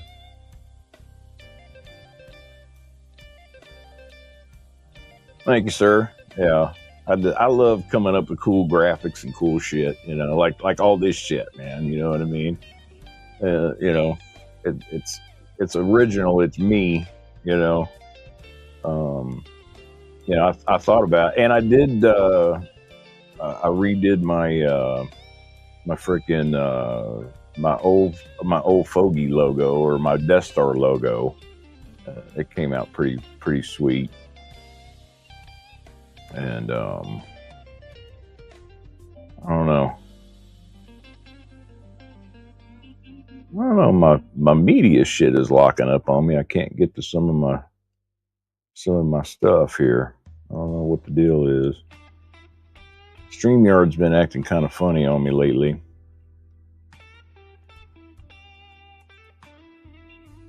Oh, I know, dude. I would love to come down to Miami. I got some buddies that live down in Orlando and shit, and we go down and visit them every once in a while. And then, we'll fucking,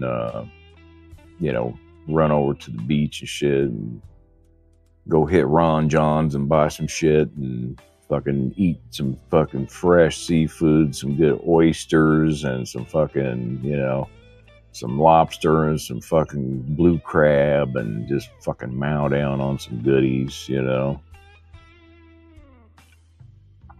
I like Florida.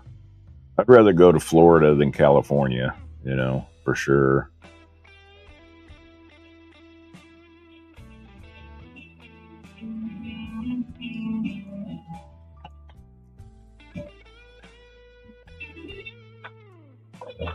Oh man. What's everybody got planned for this weekend, man?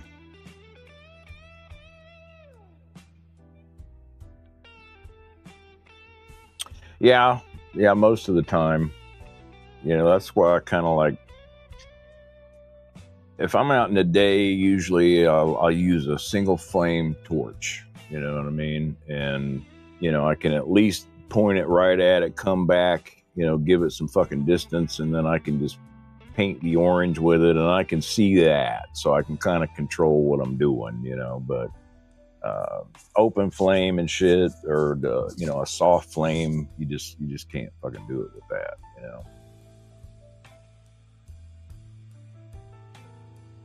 Right on. I bet they do, man. I mean, shit, that's a international hub and shit. You know what I mean?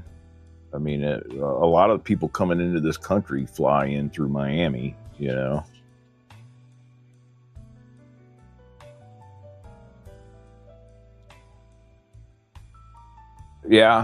I don't know, man.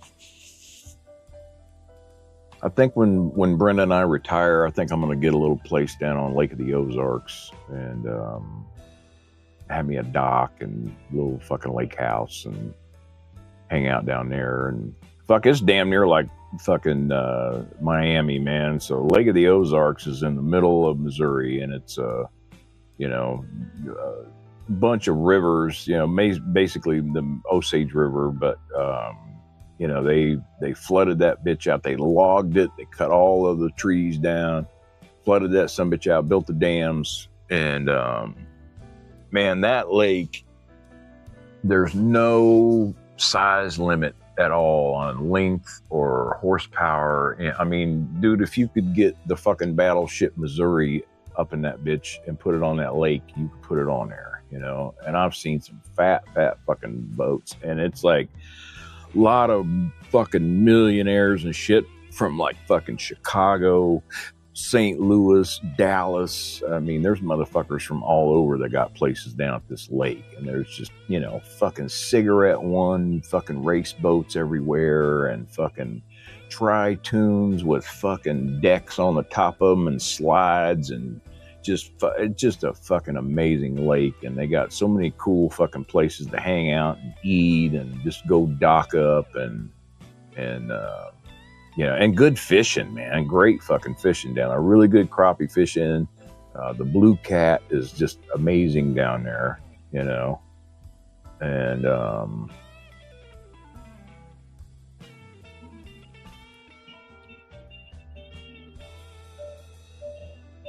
Oh wow, right on.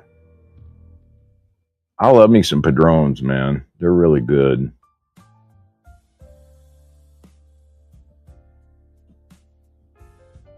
Yeah, I hate it. I hate it when I do that. That's why I try to just stick to the single.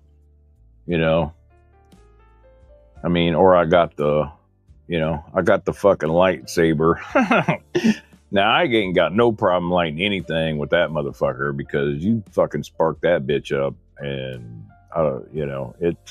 it'll light a fucking cigar right fucking now. It only takes about 10 damn seconds and that fucker's fully lit.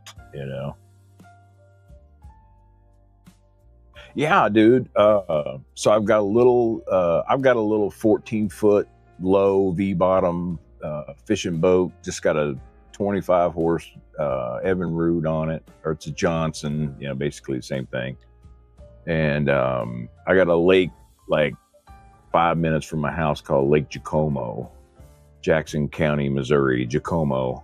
And I go over there and fish all the time. And I'm really looking forward to towing the boat with that new truck because my old truck was a 2-wheel drive, and the boat ramp that they got over at Jacomo, it's real shallow, so you got to back way the fuck in there to get your boat deep enough to get it off the trailer.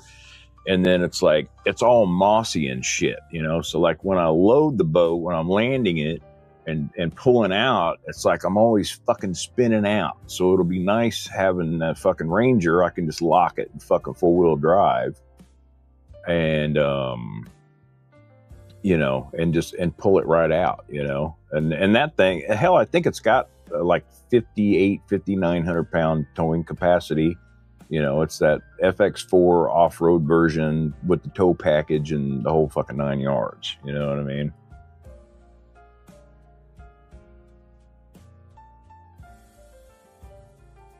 Right on. I don't smoke a lot of big ring gauge stuff, Jimmy. I'm just, 52 is about my max. I don't really smoke anything bigger than that. And like, that's why I like the Dunbartons, because most of their shit is like, Corona Gorda size. It's like a 6.5 by 48. That's my sweet spot. That's the cigars that I like to smoke. They're a little bit smaller ring gauge. But, now that I got this fucking mobile set up, man, I'm going to be doing some fucking, Fogies gone fishing videos and shit. And I'm going to fucking take you guys with me while I'm on the fucking lake, and I'll set my camera up and get my hotspot set up.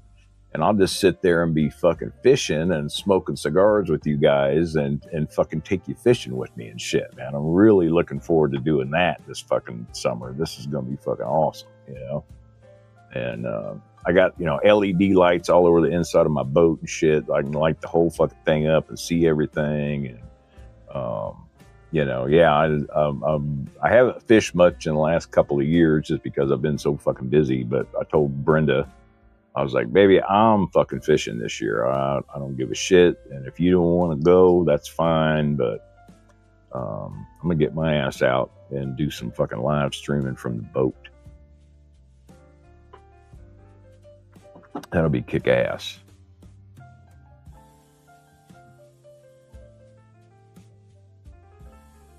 Yeah. Uh-huh.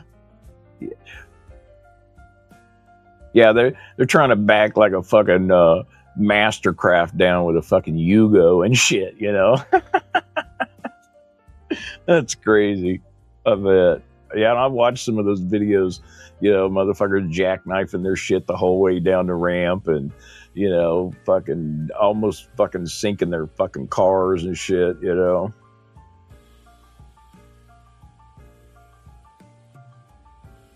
Yeah. Yeah, like I said, 52 is about my max. I don't do like Steve Saka sent me all those fucking cigars, and he sent me a bunch of those Gorilla Gordas that he came out with this last year, and it's just too big. I just didn't do it. Take us on a balloon ride.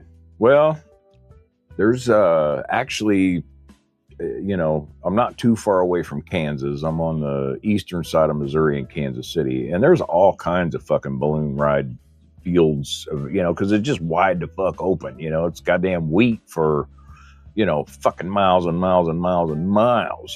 They grow a lot of fucking wheat in Kansas, and they've got some good balloon adventure things. That might be something fucking cool to check out.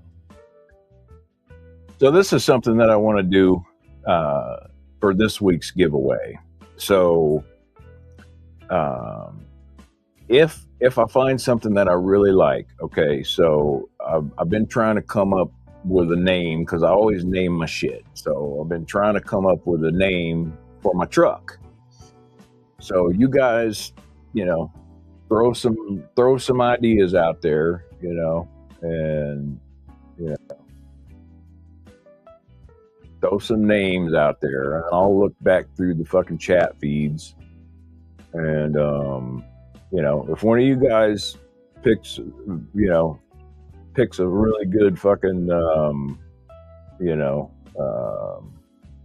name that I like, then I'll send you a cigar bomb. That'll work.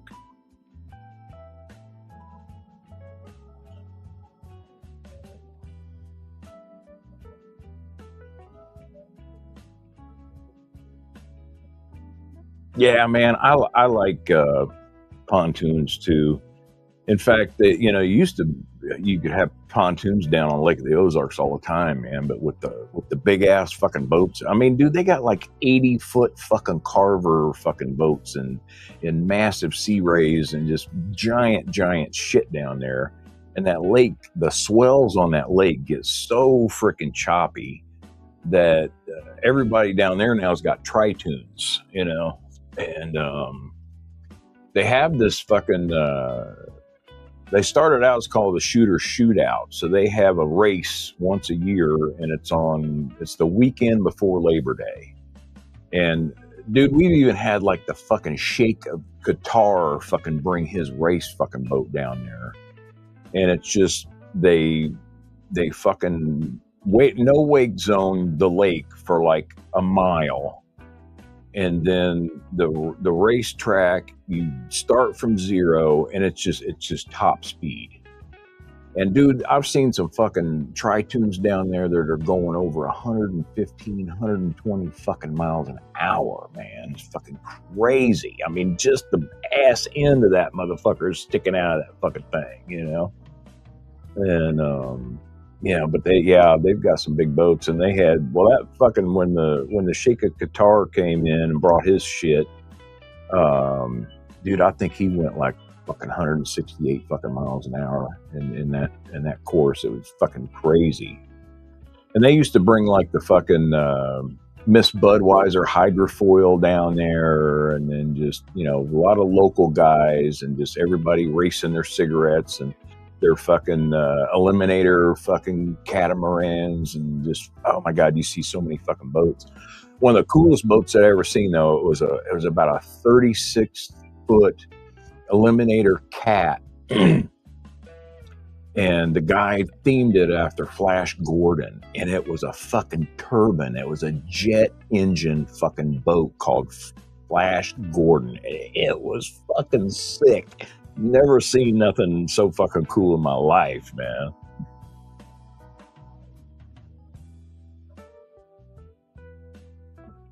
Yeah, it is kind of a pewter color, man, for sure. Yeah, dude, it's fun. In fact, so I've been commercially licensed to fly drones since like 2016, and people start flying drones down there. Well, they do air shows and stuff down there. So they put TFRs up, which is a temporary flight restriction. And, it's illegal for people to fucking fly. But I got a hold of Air Boss, and I talked to him, and I talked to the people that ran the event and shit. And I was the only one that was allowed to fly my drone. And I had my fucking, DJI Inspire, which is the one that's got the fucking wings that fold up and it flies like a V and shit. It had a big ass camera on it, you know. And I got some amazing video, and I put that on one of my channels, and dude, I got like over 100,000 fucking views on it. But I used fucking Thunderstruck from AC/DC as the fucking song to put the video to, and they let it roll for a long fucking time, and then they fucking struck me on it and took that fucker down completely, man. I had over 100,000 fucking views, and I was just like, man, this fucking sucks. You know, I can still watch it. I can still go on my channel and watch it. And I need to just download that fucking thing and then change the fucking music up to it, something with the same BPM, and put it back out. You know, that would be pretty fucking cool, I think. But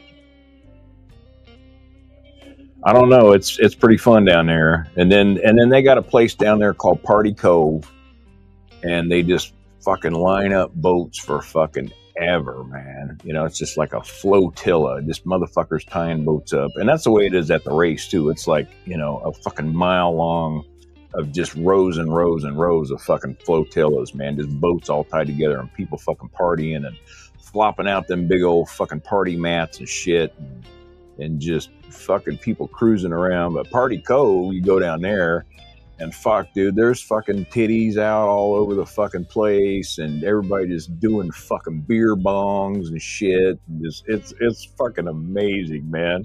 I haven't been down there in a minute, you know. It's a little bit too much of a little young crowd for me, you know. I'm this old pervert and shit looking at these young bitches fucking flopping their titties out and shit, you know. But I don't know, and it's just so fucking crowded, you know. It's just so fucking crowded. Yeah, man. Yeah. Yeah, Ron knows what Party Cove's all about, man. It's a good fucking time, dude, you know. It is a good time for sure, you know.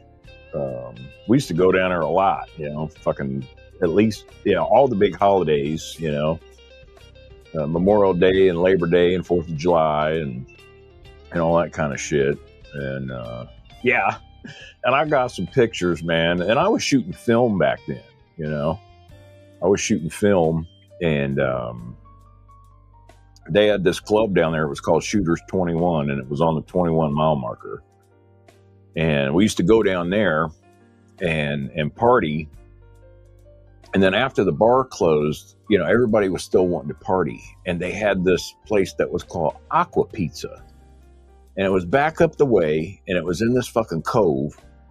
And they had, it was basically just a big old fucking giant dock floating out in the middle of this fucking cove. But they had a pizza joint on it. And the dude that ran the fucking place was fucking a spitting image of Jerry Garcia and shit, you know? And we would go down to party, and dude, we would bring 30 packs of fucking Busch Light. And man, we were fucking selling 6 packs of Busch Light for like $20 fucking dollars. These people wanted to drink, didn't have no fucking beer, and then we'd charge them $25 a piece to ferry them over to the fucking Aqua Pizza. And then it was like, hey man, once you get there, you're on your fucking own, because you ain't riding home with us. You're gonna have to find a ride. But they knew somebody, or you know, there was a lot of big like cabin cruisers with the fucking ravers, you know, and all the fucking fucking music going, and glow sticks and motherfuckers tripping on Molly and shit, you know. And the fucking the pizza that they made, man, it was like a crispy crust, but dude, it was like, I called it fucking saltines with cheese, you know. It was like a cracker crust with fucking cheese on it. And damn, man.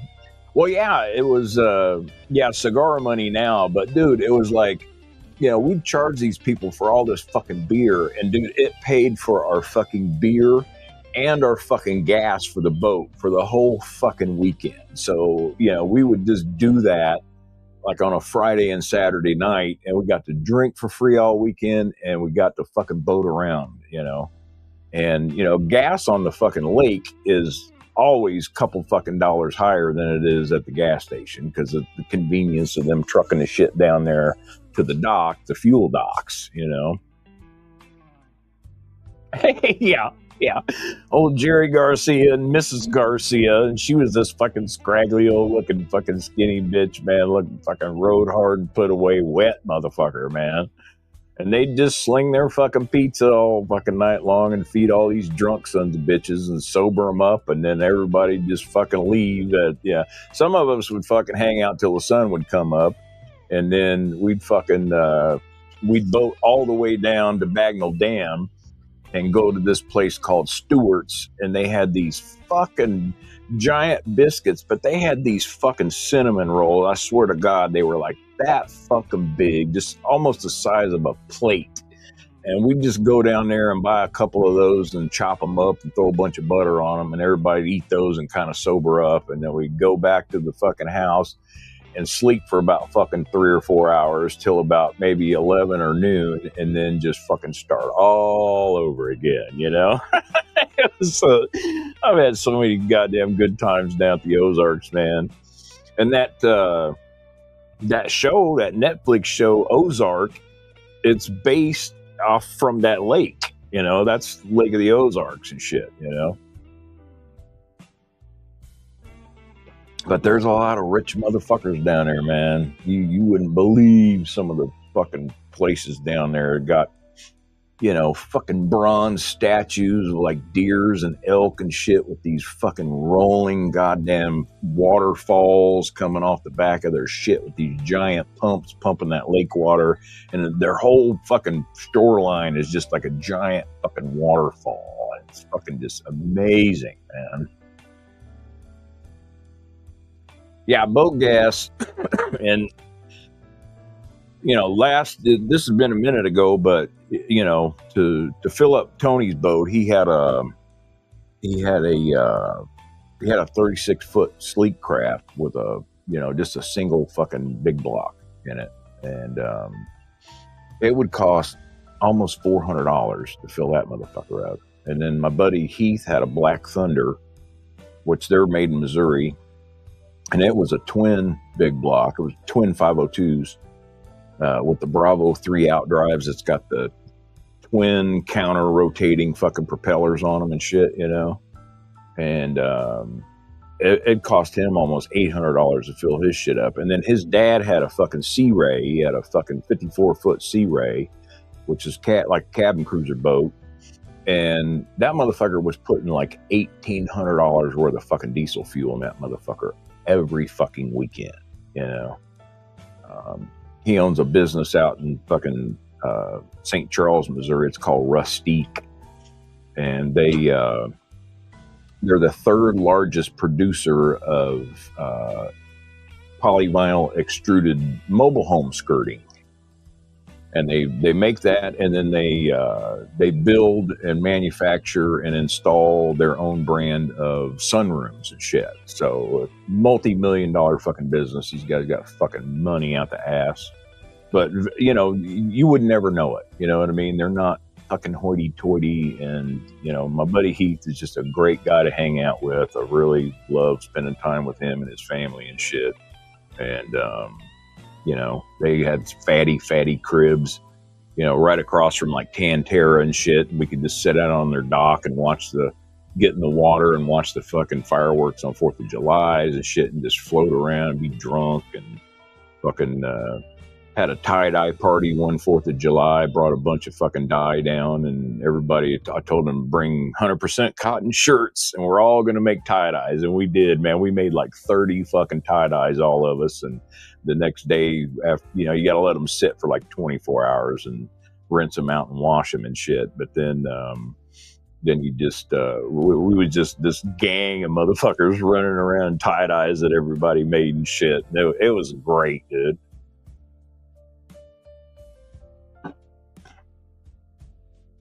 Yeah, it was fun. I mean, it was. I fucking loved it, and I've been making tie dyes for 40 fucking 35, 40 years. You know, I mean, like I said, I'm an old deadhead. I used to fucking run around and follow the Grateful Dead around for a couple summers and just fucking trip balls and enjoy music and fucking hang out with fucking weirdos and just fucking. It was, you know, I got some stories that I'll save.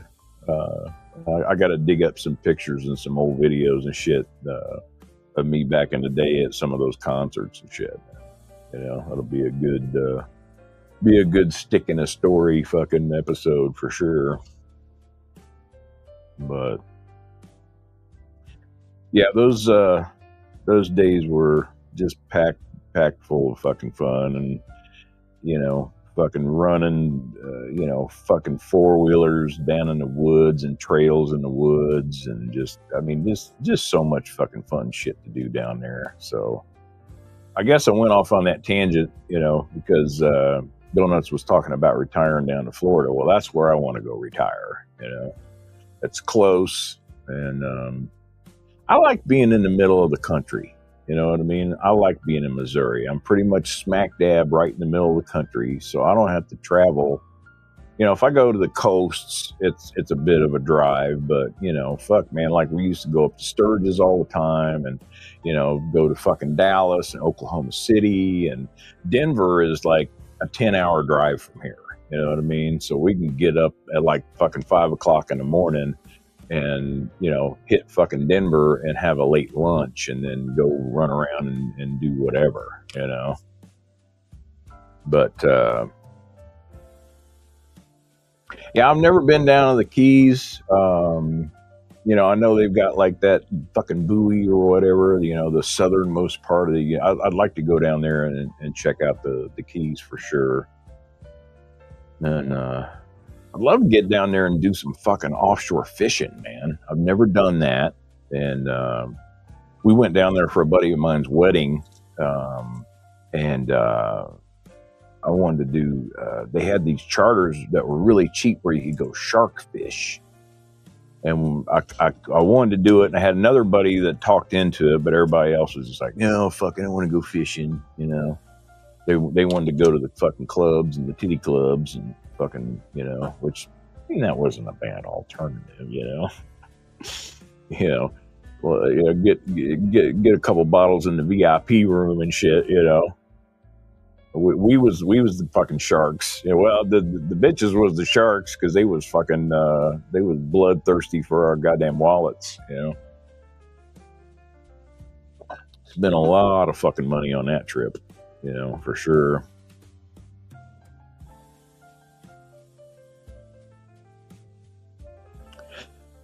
Yeah, I know we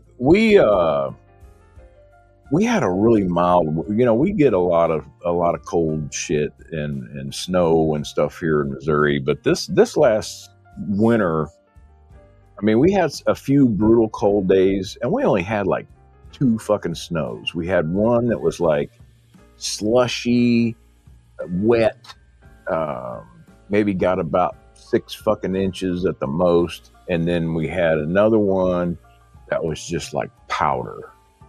And fuck, you could go clean the driveway off with a fucking leaf blower. You know what I mean?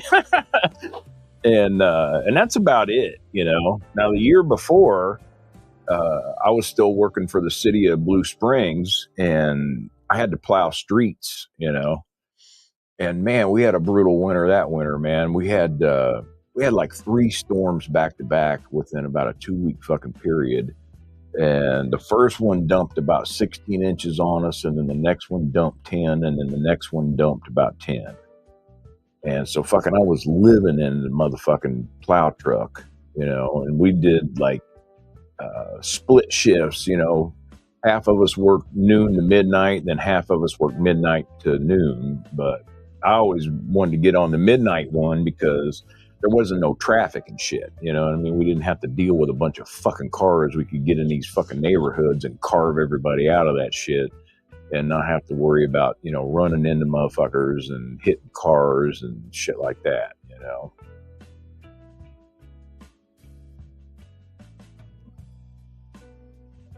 Right on. What OBX? Now, what is that? I'm not familiar with what that is. Guns.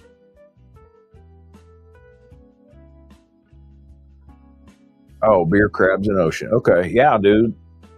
I love me some crab. In fact, that weekend we went down to that wedding. There was you guys are gonna have to forgive me. I gotta have a fucking smoke, but we went to this. I wanted to get some fucking seafood, and everybody kept dicking around. And the last day before we left, they took us to this place called Boston Lobster Fest or Lobster Feast, and it was like a buffet. It was like a fucking seafood buffet. And dude, I had like a pound of fucking snow crab. I had like 2 pounds of fucking blue crab claws, and then they had these little fucking Maine fucking lobster tails, and I ate 14 of them motherfuckers, and then had like some pecan tarts and some this and some that. I fucking tore that motherfucker up, and it was like $38 including tip, so it was cheap as fuck. And man, I loaded up on some fucking shit big time, and man, that was a good fucking trip. I really liked it down there. And so now that guy that is married, so him and his wife are both, Disney calls all the people that works for him, they call them cast members. So they're all cast members. And okay, Outer Banks, I get it. And so when we go down there, we get their fucking discount on like staying at the resorts, and then he gets us into all the parks for free. All he's got to do is show up and fucking and go through the gate with us and get us in, and then he just goes back to work. So it's my buddy Jason. I went to high school with him, and him and I worked together at Sabaro's Pizzeria for years down in Wichita, and he fucking he's like one of the head groundskeepers at the Disney's Wide World of Sports complex down there. So he takes care of the turf and paints the fields and does all the shit at their baseball fields and their football fields and their soccer fields and all that shit. So he does that. And then his old lady, all she does is she sells fucking exclusively fucking vacation packages to like Japanese fucking billionaires' children. And man, she's been doing like over $1 million a month worth of fucking travel business for Disney for a long fucking time, man. So they make some pretty good fucking money. But man, we got some really cheap prices on staying at the resorts, and never had to pay to get into any of the parks, any of the Disney parks anyway.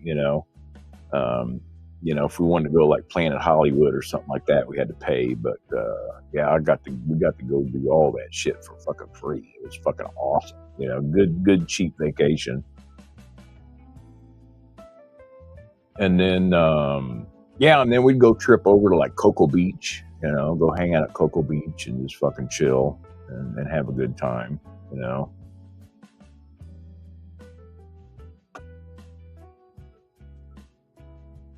See, now that's what I wanted, dude. I was like, I want a big motherfucking lobster. I just want one big giant ass fucking lobster, But I had to fucking settle for like 14 baby lobsters, pretty much. Yeah, man. And the butter, I mean, dude. So like when I crack my crab legs and shit, I knuckle them, pull the shit out, snap them, pull all the fucking meat out. And I have them bring me big old bowls of butter. And I just fucking put all that shit in that warm butter and just let it sit there until I've got all that fucking meat picked out of that crab. And then I start eating it out of the butter. And I'll just eat it all, And it's like, I really needed a bib, man, because when I got done at that Boston Lobster Fest place, man, it looked like they put a fucking fire out on our fucking table. There was so much fucking, crab water and butter and shit fucking slung all over everywhere, man. It was fucking great.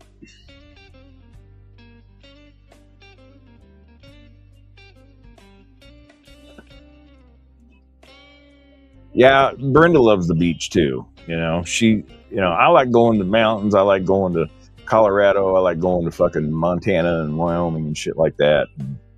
But she's a beach girl. She likes fucking sand in her toes, and she likes just kicking back with a fucking big fat fucking hat on a chaise lounge and just sitting around and not doing shit. So I'd kind of like to go try and maybe check out some of the beaches in like the Carolinas. Maybe I've heard they've got some good beaches there. And, of course I've been to Panama City and shit like that. We've been all around a lot of the Florida shit and been on like an airboat trip down at the Everglades, fucking took my dad and his wife out on an airboat ride and shit. Had fun doing that.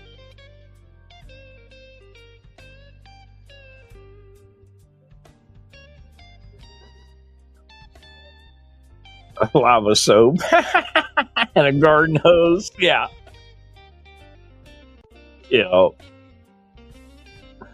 Right on. Man, and they got they've got direct flight. I tell you what, Southwest Airlines is like one of their main hubs in the entire country is here in Kansas City. And so we've got direct flights to a lot of fucking places now. You used to have to jump ship a couple times to get somewhere. And Southwest has really fucking stepped it up and started providing fucking direct flights to a lot of destinations here in the United States. So it's pretty fucking great to, be able to fucking pick a place and just jump on one fucking plane and bam, you're there, Took Brenda to New York for Christmas few years ago, and got a direct flight there, and I can fly directly to Orlando, and I can fly directly to Dallas, and bunch of places where a lot of times they'd run us up north and jump us over into like Indiana and shit, and then go down. And there's nothing worse than fucking having a fucking run a mile and a half to try to catch your fucking plane. Your connecting flight. I hate that shit. Fucking sucks. Really, really does. But, and I've never been outside of the United States, man. I've never been to fucking Mexico. I've never gone over to Europe. I've never been to the Bahamas. There's just so many places in this country that I just haven't seen and just love. And I'll tell you what, the way shit is nowadays, I don't know that I'd be wanting to go anywhere outside of the fucking U.S. You know what I mean? The way some of these motherfuckers treat Americans, and, with all the shit going on every fucking where, like the, all that fucking cartel shit down in Mexico and all that. It's like, I ain't trying to get killed, fuck that, Hey, Enrique, appreciate you, brother. I'll check out your email. I'll send you my address tomorrow, and we'll fucking swap info, and we'll trade some fucking cigars. But thanks for coming, man. Appreciate you, and have a good night, brother.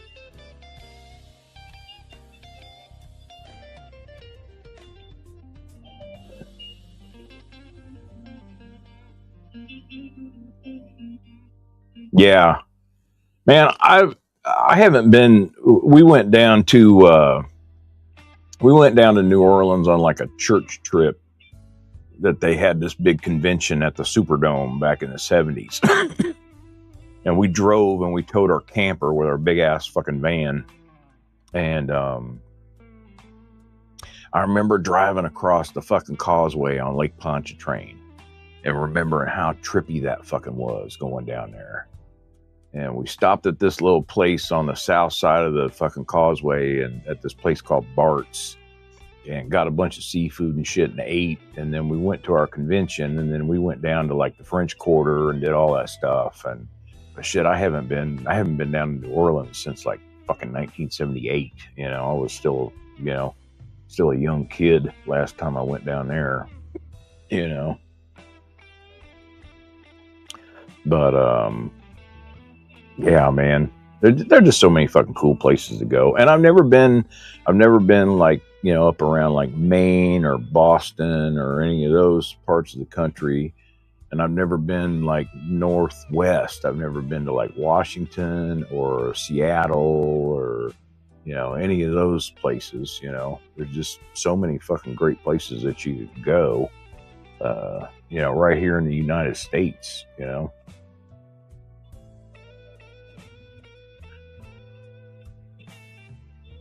Huh.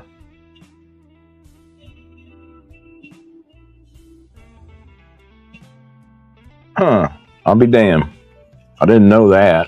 That'd be nice. I mean, that's a huge pain in the fucking ass of dealing with the fucking TSA and shit, crawling up your ass with a fucking microscope. You know, I hate that shit and the lines and everything. It's just ridiculous. You know.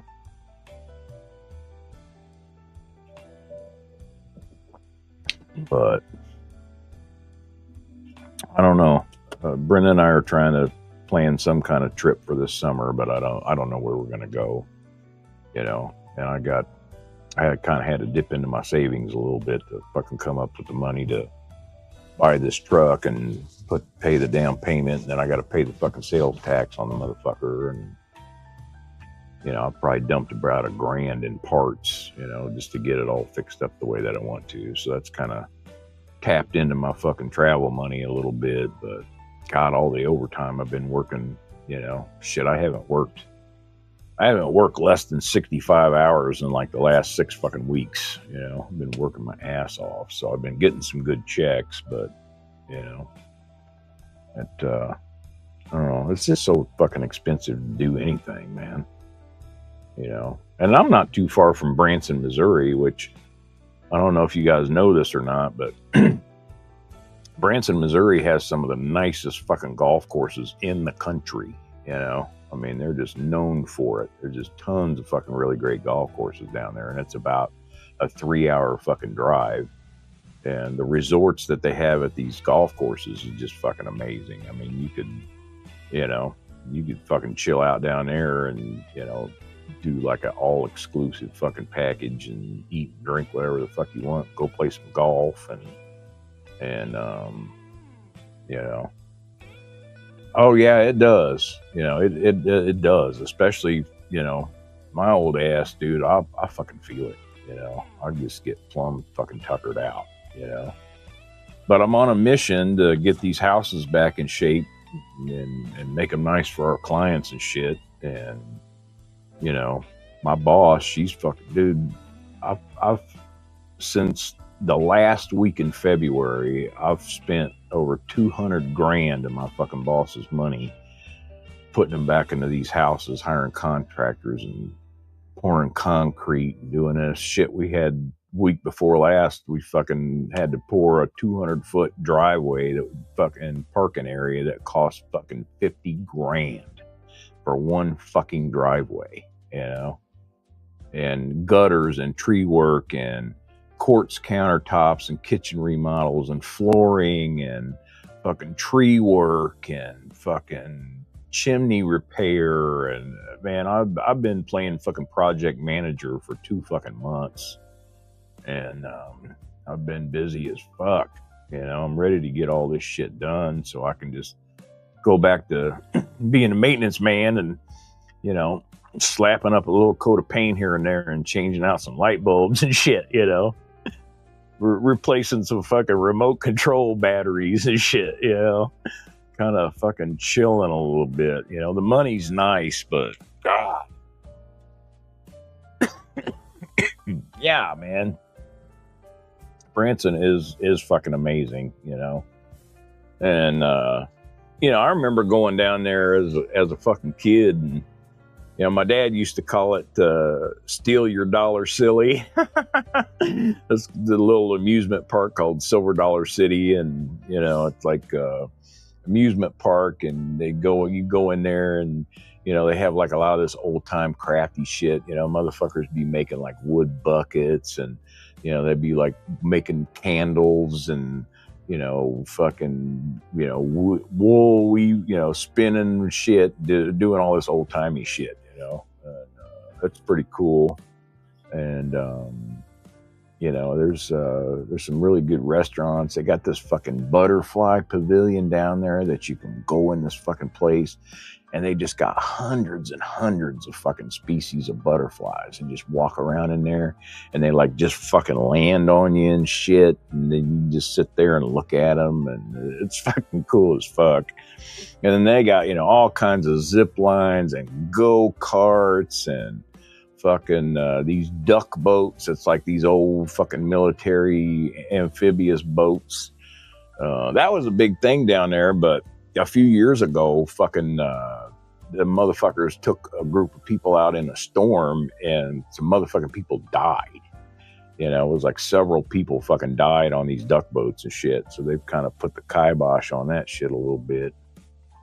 And, you know, hell, they got like a Paula Deen restaurant and a Guy Fieri restaurant. And, you know, there's all kinds of shopping and food. And, you know, go take the old timey pictures. You can dress up like a fucking cowboy, and you can dress your wife up as a fucking whore. And, you know, take pictures and shit, you know.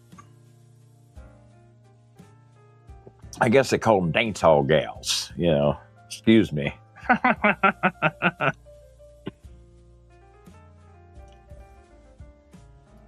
Yeah, dude. And I mean, like I said, they took them out in a fucking storm, you know. They took them out in a fucking storm, and just was like, God damn, you know.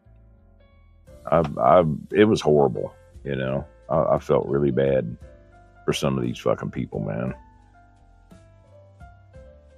Man, if I light up another cigar, you guys gonna hang out with me for a little while? I mean, we're about 2.5 hours in, but you know, it's still pretty fucking early. You guys want to fucking hang out for a little? Hey, Shock, what is up? Welcome, brother. Well, that's right on, man. I'm gonna fucking light up another stogie and hang out for a while. So, fucking, I think I'm gonna go ahead and fuck it. I'm gonna smoke one of these fucking Davidoff Dominicana Puros. We'll see how this sumbitch is.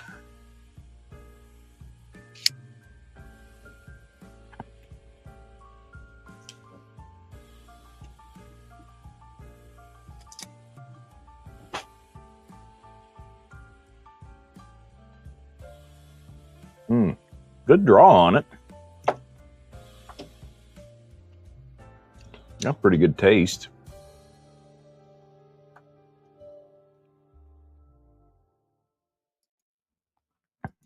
Right on. Light them up, man. It's Friday night. It's been a hell of a week. You know, I'm just ready to keep on trucking and enjoying. I hope you guys enjoyed that remote live last week, man. That was a lot of fun for me.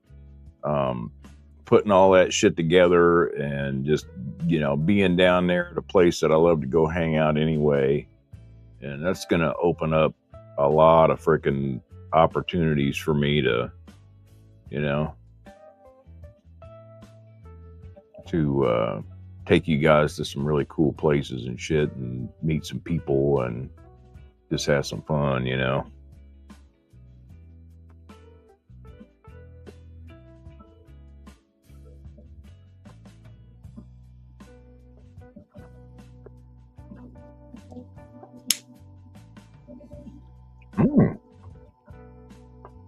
Ooh, that's pretty good. That's real good. Thanks, buddy. Yeah, and with that wireless setup that I got, you know, I'll be able to, you know, actually just, you know, I could literally just put the fucking transmitter in shirt pocket and carry my laptop around and just fucking walk all over and shit.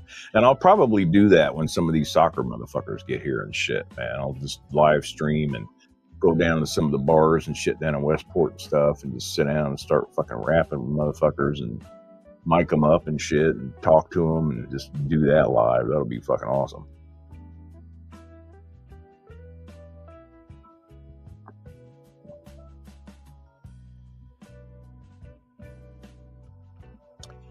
Yeah, one cigar just wasn't enough for me tonight.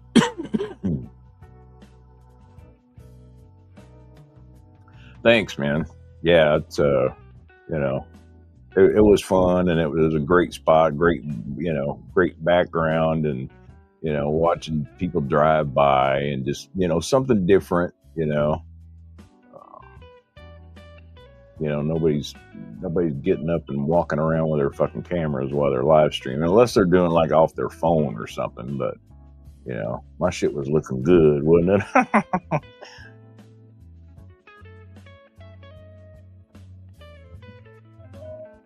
Right on.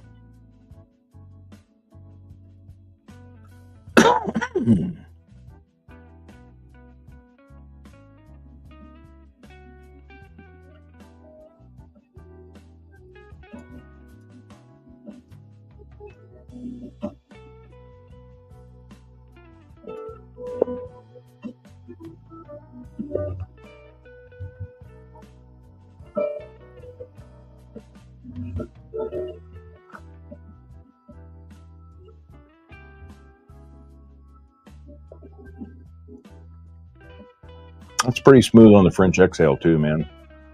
Actually, it's real smooth, especially for being at first light up. And this is a great little Vitola, smaller ring gauge. Like I said, I'm still kind of looking for that Davidoff that is gonna wow me. This one might do it. I mean, they were a little pricey, but they weren't that bad. I think I got these for like, I don't know, $28 or something,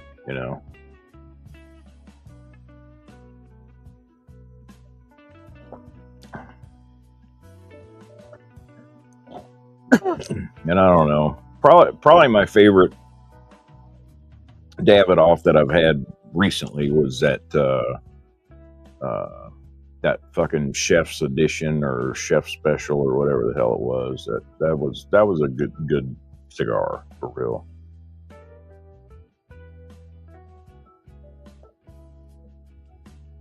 I really enjoyed it.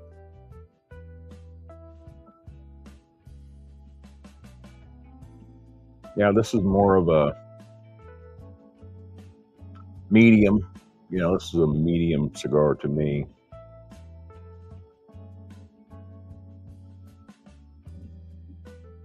Yeah, I mean, that's exactly it. It's just, that's kind of the whole thing about it is, the Davidoffs for the money are just disappointing. Shock. They're just like, God, man. I mean, I'd rather have 2 of these or 3 of those than 1 of them sons of bitches, because they're just so bland most of the time. They're just like, fuck that.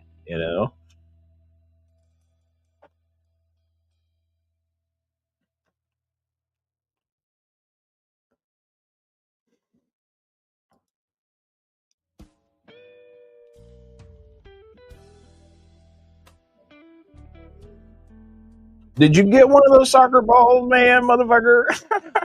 Those are kick ass. I seen that and I was like, man, I really want one of them sons of bitches, man.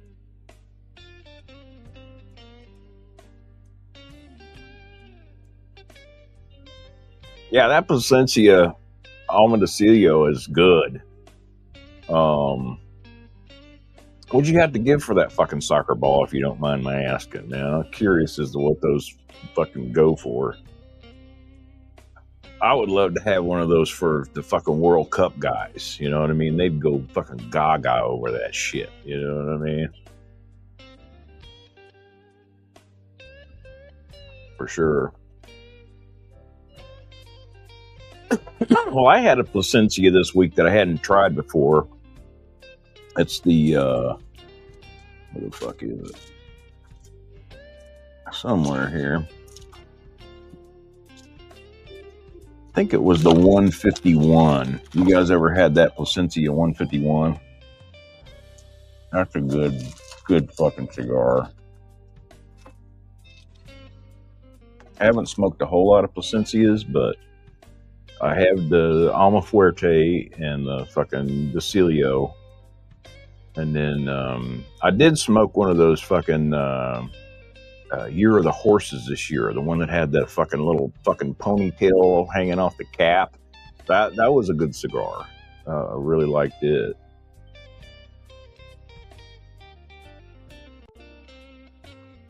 Sweet. Well, that's not too bad, really. I mean, for the packaging and everything that goes along with that, yeah, man. Well, I'll keep an eye out for that. I want to see it. You know, that'll be awesome. You to share that with us. Definitely come check it out for sure. You know, yeah, and check out Guns' channel, everybody. He's got a channel going, and he's doing some good stuff. Just sharing his love, his passion for cigars.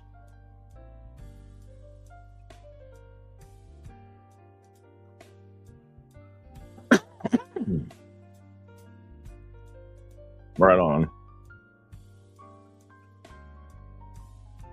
Yeah, so I don't know if I told you this or not, Chuck, but the Kansas City this year is hosting the World Cup, the championships.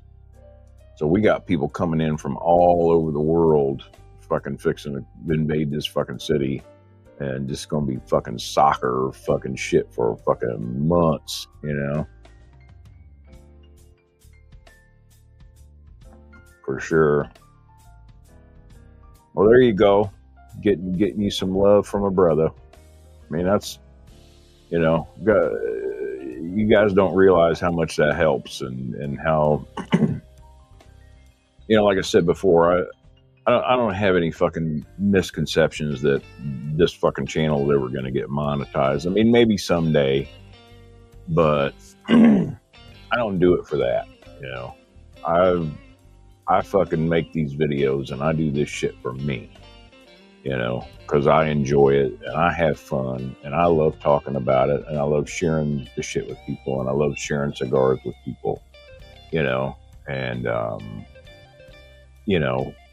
when you watch your channel grow, and you see your videos, and it's like, I don't get I have like my train wreck humidor video. I think I'm got like 4,000 views on that motherfucker now or whatever. But, most of my videos are the same core group of about 125, 150 viewers that watch all my videos. And that just means the world to me. You know what I mean? That I have that many people that are interested in checking out my content and consistently watching my stuff and liking and commenting on my shit, and it really means a lot. And that to me is the reward, and then I've had, so many people like send me cigars, and I send out a fuck ton of cigars. I'm mailing cigars out to people every week, and that's just out of my own pocket. You know what I mean? I don't have to do it, but I enjoy sharing good cigars with people. And, a lot of the stuff I'm smoking, a lot of people had never even heard of it, and,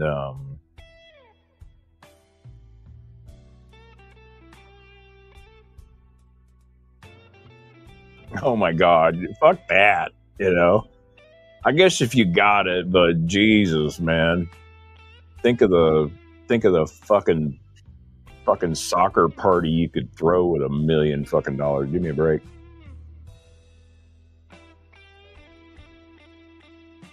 Oh man, it's right down the street.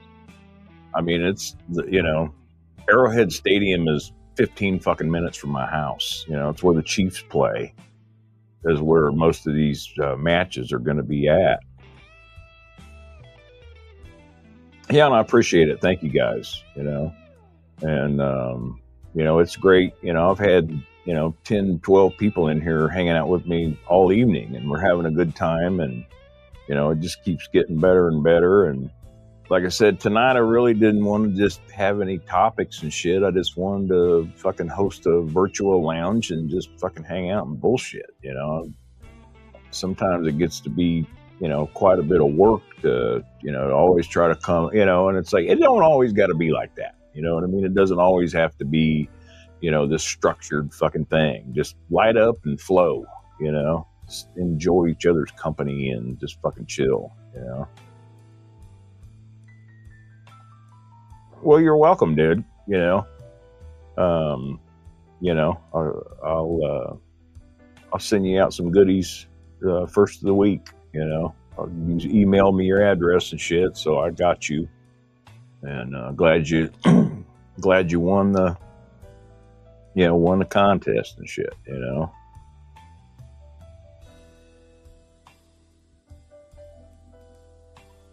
Well, right on, Jimmy. Well, thanks for coming, man, and enjoy those sticks that I sent you, brother, and send me a little bit of feedback on that, and let me know what you're liking, and if you don't like some of them or whatever, just I would enjoy some feedback on the stuff that I sent you, man. And I will be I'll be seeing you around soon, I'm sure, and appreciate you coming. I'm gonna try to make Ray's show tomorrow, but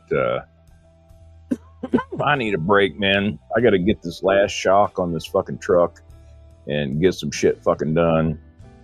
And then I want to just fucking mash my nuts in my fucking chair for hours this weekend and have the old lady bring me some fucking food and watch some boob tube and just fucking relax. Hell, I might even fucking eat a Valium and just fucking melt into the fucking chair for a few hours,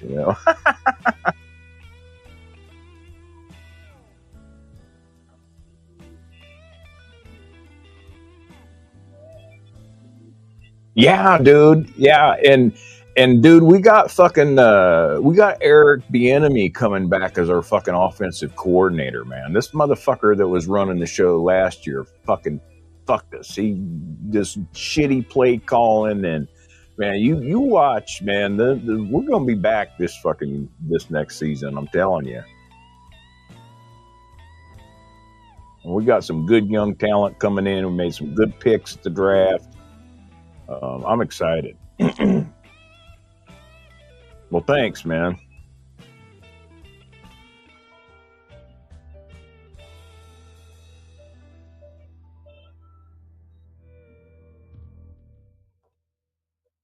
Yeah, and dude, I just, Brenda's got that fucking Nissan Pathfinder, and I just put some of the fucking top of the line fucking Michelins on that thing for her a month ago. $1,700 fucking dollars for 4 tires, but they're the best fucking Michelins they make, and the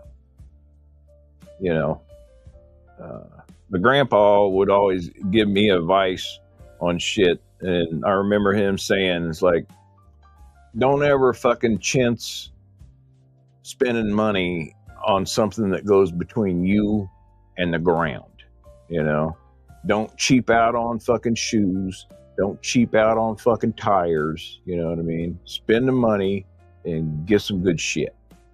So I always buy the best tires I can buy, and they last. I mean, if you fucking rotate them, man, you're gonna get 70 fucking thousand miles out of a set of tires, easy.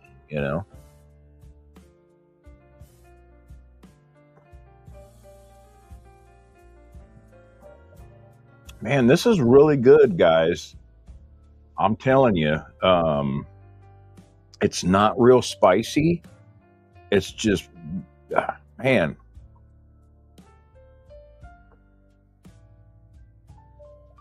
Yeah, this is a winner. This is probably one of the better fucking Davidoffs that I've had. Just smooth, and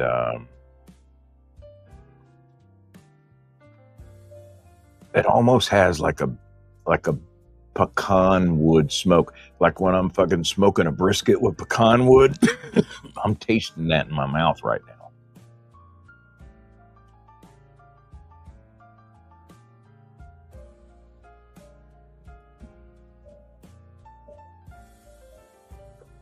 Oh yeah.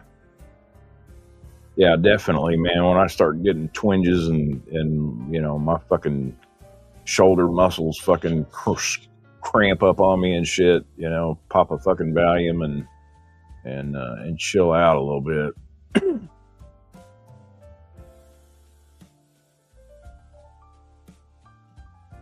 Yeah. They had a great life, man. Like my parents and my grandparents, basically lived the pinnacle of the American dream. You know what I mean? You graduate from school, you get married, you have a family, you work a job, you make good money, you buy a home, things were simple, wasn't a fucking rat race, you know what I mean? People were kind to one another, shit was affordable, and okay, Shock, so this is the new Puro Dominicano that just came out. It's a Dominican Puro, and they got it in 3 little Vitolas, and this is like a Robusto, and fuck, it's delicious. And like I said, I think I picked these up for about $28. So I mean, not too bad, Oh,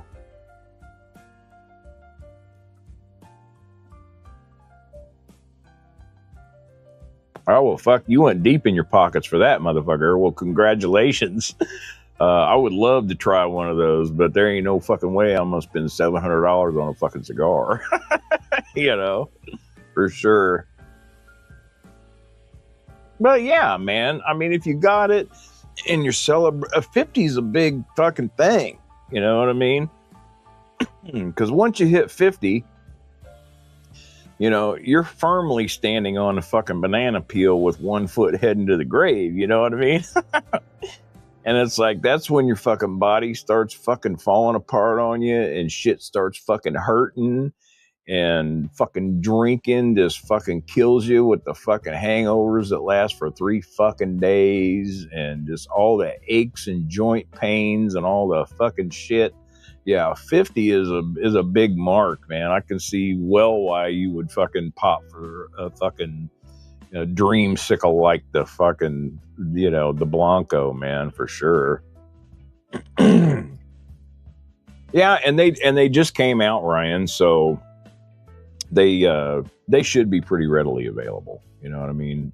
Just about any Davidoff dealer is going to fucking have them for sure, because it was a massive campaign, and I think they made a shit ton of these fucking things. So I like this Vitola. I'm going to smoke the other 2 and see if, changing Vitolas changes up the perspective or the taste or anything. But this is right up my alley. I like a little skinny fucking stick like that. And this is it's fucking delicious. It really is. It was well worth the money. I've had a lot of $25, $30 cigars that didn't taste half as good as this. So hats off to you, Davidoff. You fucking rolled a winner with this one, man.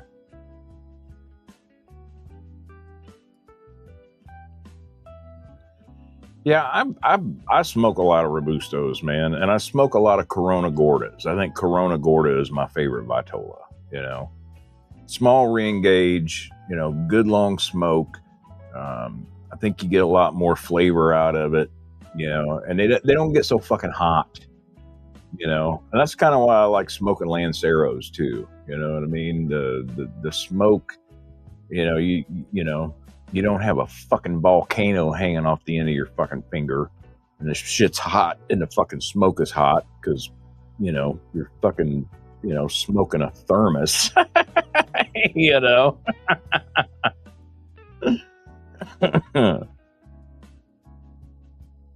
Yes, it is. I've got two Nicaraguas left in the humidor, and I've had two of them. I got a 4-pack of them, and I really enjoyed it as well. And I don't know, I like Dominican tobacco, but I seem to steer more towards the Nicaraguan tobacco, and have for a minute, you know.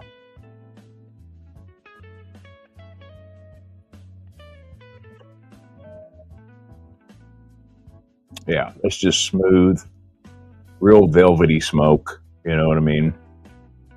Hits your palate really well. And I did just a nice big V cut on that some bitch, and fuck, man, it's doing me good.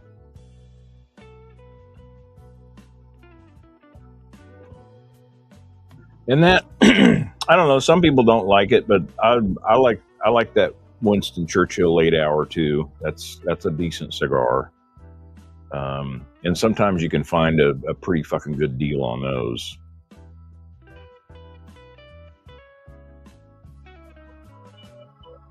Yeah, 100% shock. It's just you know, they just smoke better, and you know, and I just get a lot more flavor out of it, and it's just a lot more enjoyable in that smaller ring gauge, man.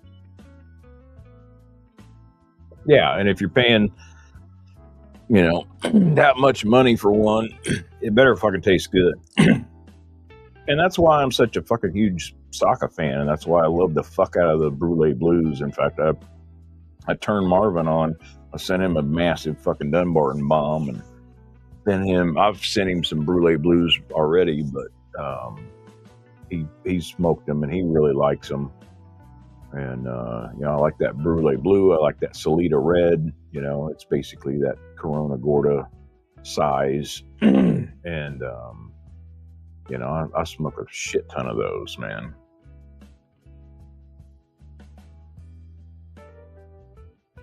Oh yeah, for sure.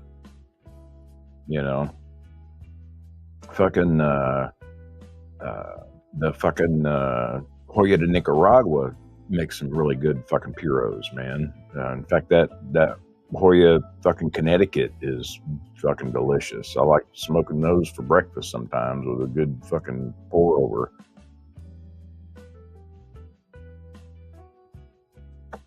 I'll have to try that one.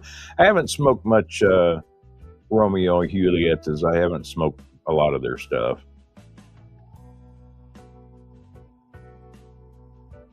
I sure did, didn't I? You know, because he's always giving me shit about it. You know, the old fogey, he's a Dunbarton guy. You know, well, free fucking cigars always taste better. You know what I mean? Just for some fucking reason. You know, you send somebody fucking $200 worth of fucking cigars, they're probably gonna like them a little bit better than if they went out and bought them. You know what I mean? But yeah, I mean, it just. I mean, I just like the difference in his flavor profiles than a lot of the other cigar man. It just hits my palate just right. And like I said, that Brulee Blue, God, one of my first video was I did one that's called you know, holy crap, holy the Brulee Blue. You know, fucking, I love that cigar, and every time I get a chance to buy a box of them, I try to stock up on them. Like I said, I bought 3 more this week because that's all they had left up at Outlaw. And I've probably got 20 of them in my humidor, but I don't ever want to run out, you know. So if I ever see them, I'll fucking buy some. And like I said, I try not to order shit online that much. You know, I really try to support local, you know, because it's just nice to be able to go and talk with people and build those relationships and get, you know, get hooked up with some people that take really good care of you, you know. Yeah, exactly. You know, they're pricey. I think I'm paying. Outlaws usually got boxes of them, and you know, when I know they've got a couple boxes of top stock, I'll go buy 4 or 5 sticks. But I think I'm paying like $18 a piece for the Brulee Blues, and to me, it's well worth it. You know what I mean? I really fucking enjoy them. That's that's my go-to breakfast cigar. You know, I like that with a fucking Ethiopian Yirgacheffe light roast, fucking pour over coffee, and one of them motherfuckers, and you know, maybe a fucking blueberry scone or something, and fuck, I'm good.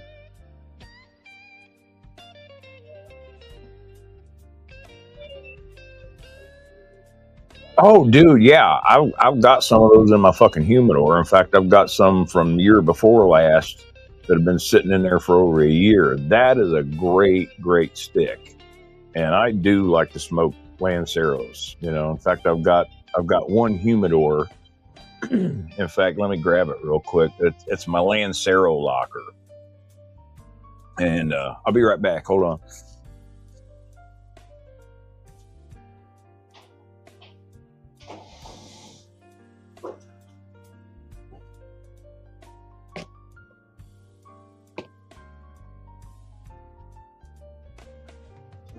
Yeah, so I got this little Pelican just for all my like Lanceros and shit, and like my Atabay Diosis, which that's like a fucking Lonsdale. That takes up too much fucking room in my shit. Look at this right on the top. That fucking Uno. I love these.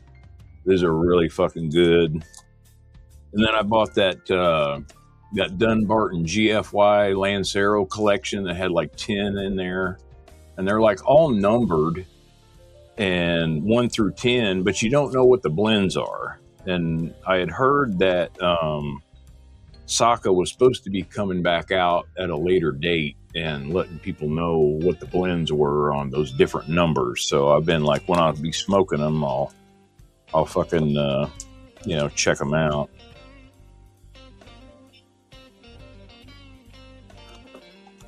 But my favorite fucking Lancero. Let's see where.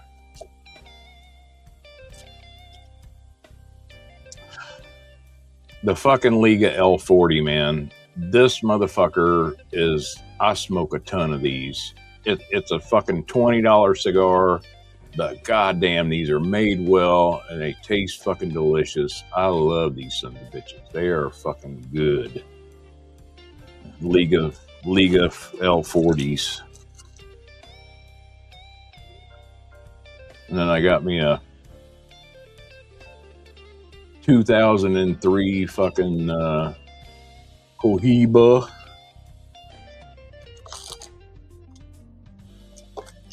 And then there's that definition walking stick. That's fucking delicious. I love these fucking Lanceros. They are fucking good.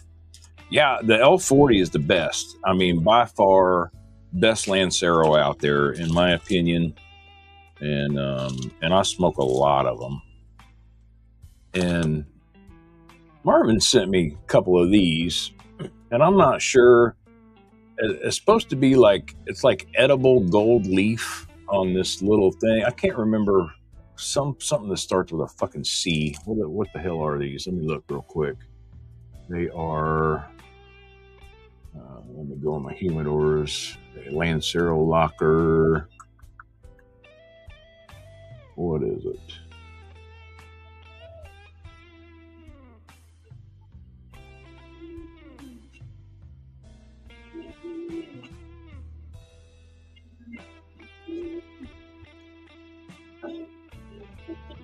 Cavalier. Yeah, they're made by Cavalier, and it's the Genevieve White series, and it's got, real gold. I guess you can supposedly smoke right through it, but I haven't tried those yet since he gave it to me. Yeah, thank you, Cavalier.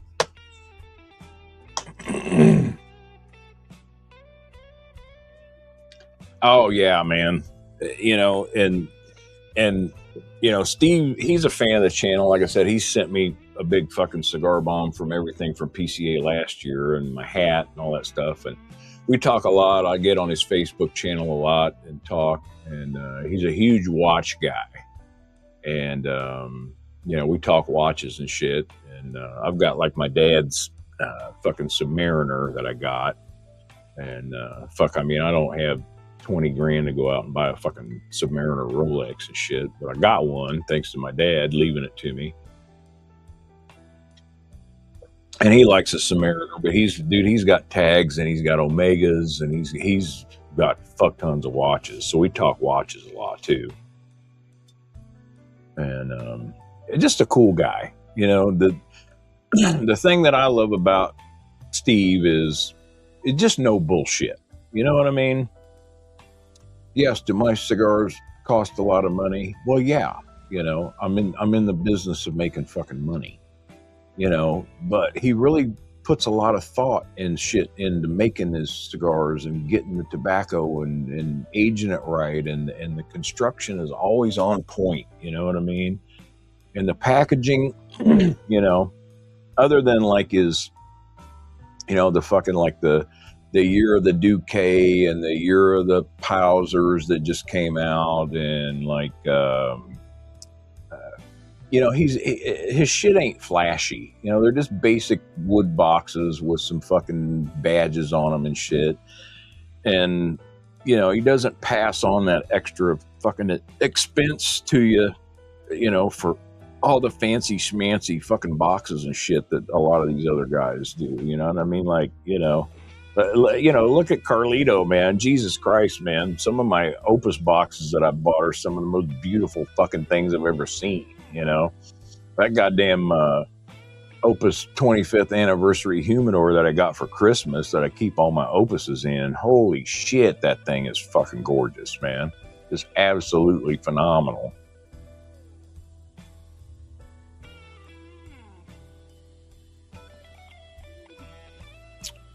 Yeah.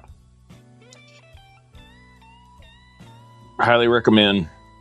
4 out of 5 dentists recommend the Davidoff Puro Dominicana. Like a fucking toothpaste commercial and shit, you know?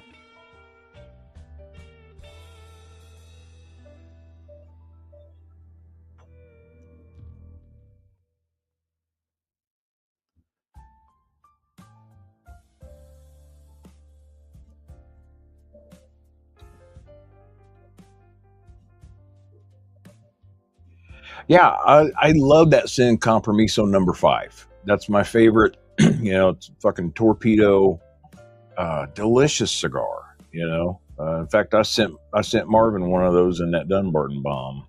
You know, I sent him a bunch of shit. What all did I fucking send him?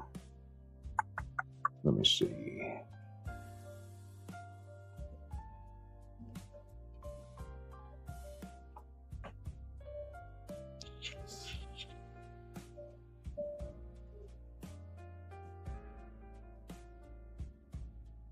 So I sent him a Salida Red.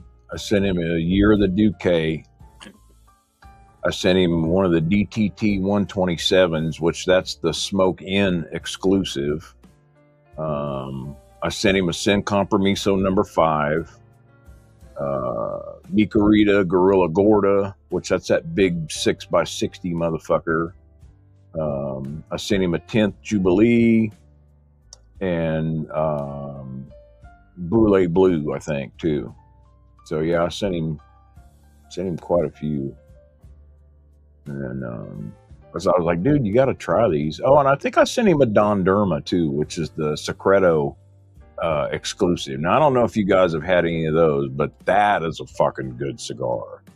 The Secreto Don Dermas, goddamn, that's probably one of my fucking favorites. You know.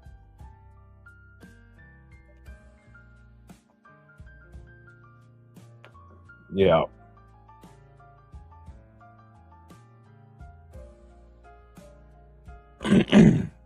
Oh, nice. Yeah, I like those guys. You know what I mean? Maz and Foch.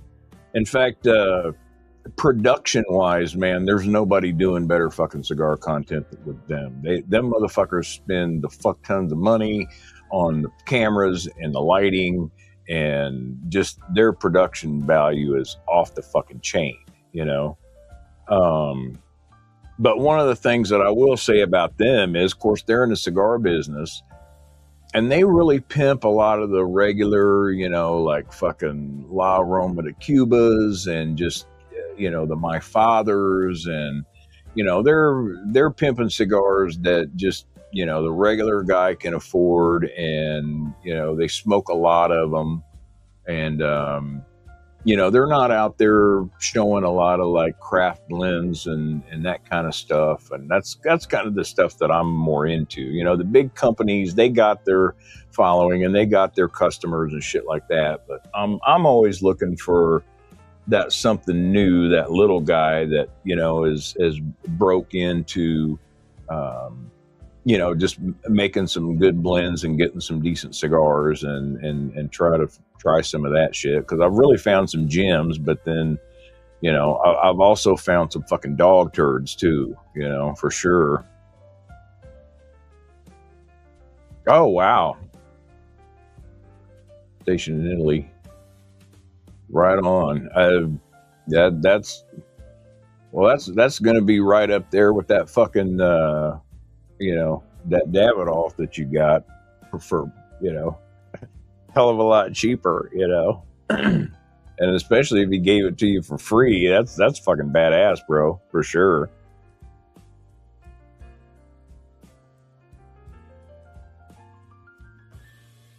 Yeah, congrats on that. I'd like to get my hands on a Bahiki just to try it just once, Yeah, and that's the other thing. It's not this fucking LE this and whatever the fuck, can't fucking find them anywhere, and you got to order them just from me or whatever. And Holtz actually has a really good cigar of the month club.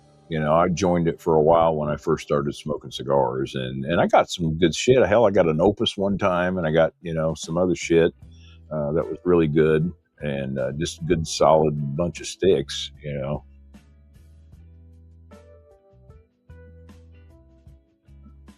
Yeah, and they're selling they're talking about cigars that you could find at just about any humidor anywhere. You know what I mean?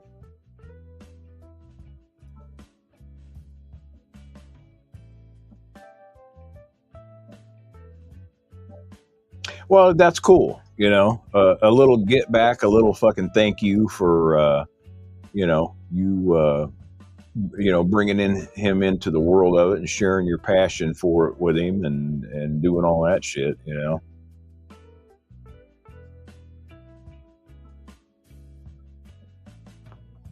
just shows how much he appreciates the path that you put him on.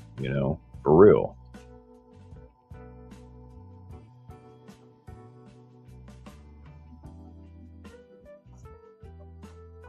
And this thing just keeps getting better and better. I think after my next paycheck next week, when I pay off the credit card bills for car parts, I think I'm going to go get me a box of these. I think this is delicious. And I think, the good thing about it is, a lot of cigars that I find a lot of people are like, yeah, they're okay, man, but give them 6 months, give them a year. This motherfucker don't need shit. These are great right out of the fucking box. And, sometimes I don't want to have to fucking, sit on something for it to be good. If it ain't good and ready to smoke right now, I'm not going to buy as many of those. I got enough fucking cigars in my humidor that, I've been sitting on for well over a year, and probably unnecessarily, but I just buy so many damn cigars. I buy way more than I smoke, and fuck, I think in all my humidors and everything that I've got right now, I'm sitting at like 457 fucking cigars. I mean, for God's sakes, I got 18 fucking Amazon basins and shit. And speaking of Amazon basins, so my girl Cassie at the cigar room gave me one of the original 2014 Amazon basins. So I've got a 2014, and then Marvin sent me a couple of the 25s because I couldn't get my hands on any of those. And then I've bought like 18 of the I bought a box of them from this year. And I want to do like a series of like, okay, I'm going to smoke this year's, and then I'm going to smoke that 25, and then I'm going to smoke that 2014. And that'll be like, fuck, you know?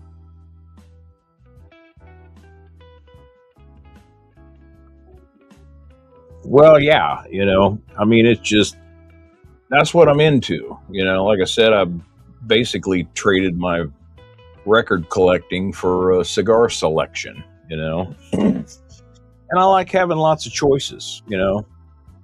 And I still got a lot of cigars in my humidor that I've never tried, you know?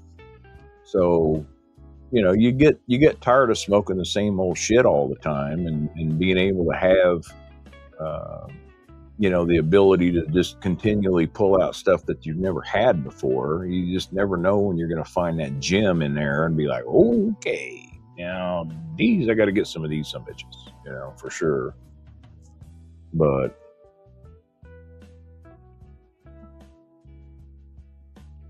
right on. Yeah, I couldn't believe it. And it's no bullshit. I mean, she fucking, you know, this motherfucker, the wrapper on that motherfucker is like pretty fucking yellow, and it's fucking, you know, I have no reason not to believe her that is, because she pulled it out of her private stash from her home. You know, I give her a lot of fucking cigars. You know, I've turned her on to Definition stuff. I've turned her on to the Lampert stuff. I've turned her on to Periotego stuff. I mean, I give her cigars all the fucking time. And in fact, like I said, she went to PCA a couple weeks ago, and she knows I'm a huge EP Carrillo guy. Well, she brought me back one of their new Ernesto Perez, the Ascend, that's not even coming out till way later this year, you know? So she gave me that. Dude, she gave me like a fucking a 2020 Dubai Opus, you know?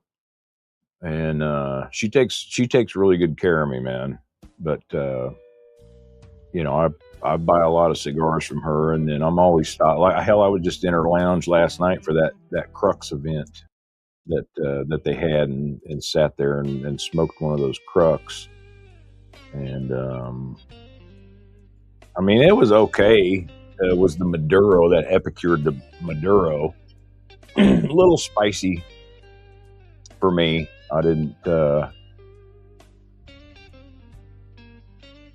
really dig it as much as I thought I would, because I really like a Maduro, you know. But it was all right. I had a good time, and they had giveaways, and fuck, she had like, you know, crackers and cheese and fucking grapes, and, you know, I had like a little fucking charcuterie fucking tray, and fucking you know, some fucking fine chocolates and some cookies and all that shit, you know. So it was a good time. And I met the Crux rep, and I talked to him about next time he comes to town, I want to fucking sit down and shoot an episode with him and talk to him about his brand and have him on the show. But I don't know, I like that little joint. Like I said, I go there on my lunch breaks a lot of times and just get me like a little Robusto and have that for lunch, you know.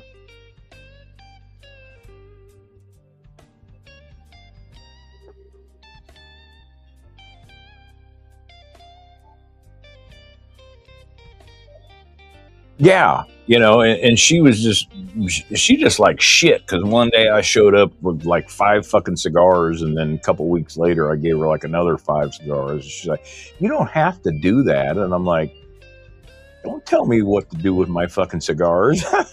You know what I mean? If I want to give you some damn cigars, I'll give you some fucking cigars, you know? And she chuckled, you know. But yeah, we do, you know, and you know, she's like, she got 2 boxes of the fucking the new Pledge Purple, and she held back a box for me, and then I bought like fucking 4 more out of the other box, and she's getting me some of the I think she's got 2 boxes of that EPC Royal Blue that's coming out, and she's going to hold back a box for that.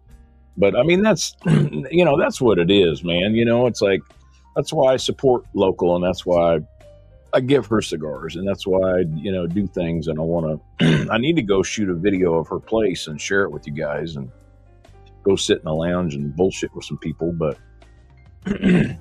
she takes care of the people that take care of her, and we have great conversations all the time. I'm always stopping by the store, sometimes just to bullshit, see if she's got anything new that she puts out. But she never ceases to amaze me. She's just always putting out shit. It's like, I'll go in there and there's fucking 2 boxes of Atabays in there, or there's fucking, a bunch of Opus shit. Around Christmas time, she put out a bunch of Opus stuff, and I got like a little 3-pack of these, and some of this stuff she's held on to it for like 3 or 4 fucking years. So I got like like a 4-year-old 3-pack of the fucking Lost Cities and shit, or no, it was the Angel Shares. Yeah, it came in this little metal fucking container and shit, But yeah, we always be hooking each other up with cigars. In fact, she hadn't tried that purple, and I begged her to take one, and she said, "No, I'll get some," and I'll. Sometimes I think she feels bad because I give her so many cigars, but I don't give a shit. You know what I mean? I don't give her cigars because I'm keeping tabs. You know what I mean? I just, that's kind of one of my rules of life. I don't keep tabs unless you make me keep tabs. If you're one of those fucking people that just take and take and take and take and take, and don't ever give back, then yeah, fuck you. You know what I mean? That shit gets old real quick. I'm a very generous person, and I've never been one to worry about stuff like that. You know what I mean?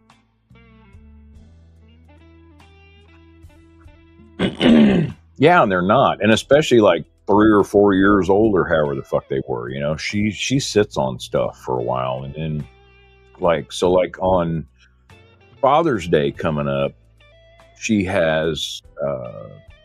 puts out a shit ton of Opus. I mean, just a fuck ton of Opus. And then this is basically for her club members, but I'm not a club member, but because of the relationship that I built with her club members and myself get to go in an hour before she opens up to the public with all this Opus shit, and we can buy whatever the fuck we want in as many quantity as we want. So if I want to buy a whole box of some fucking Opus, I'm not allocated to just 2 fucking cigars. If I see a box of something that I really want and I got the money for it, then I'll get first crack at it with these other guys. And a lot of those guys, they don't smoke expensive cigars and shit. So they may be in there buying, 2 or 3 of this and 2 or 3 of that, where it's like, I want a box of this and I want a box of that, I've got a special account. I'll be horning shit over onto my fucking Venmo and shit, stashing money over there so I can go fucking, just fucking tap it with my fucking phone and buy fucking cigars with it, kind of like my own little fucking savings account. And I got a buddy of mine, the guy that I bought that pickup from, he loves those Lost Cities. In fact, he wants a box of them really bad. And like I said, he's the one that he usually gets those fucking those Partagas Lusitanias, but I guess the last time that his guy got them, they fucking caught him at customs, and now he's on like a global no ship list or some shit, You know, one of those deals. Like, mom says cigars is the devil. You know what I mean? Why in the fuck is everybody up in arms about this shit? God damn.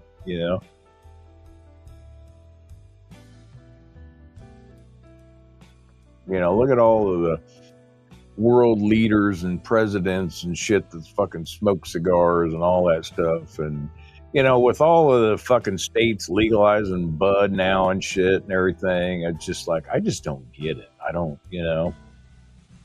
it's got to be these fucking whiny crybaby motherfuckers that just have nothing better to do than bitch about what other fucking people are doing. I'm about over that shit.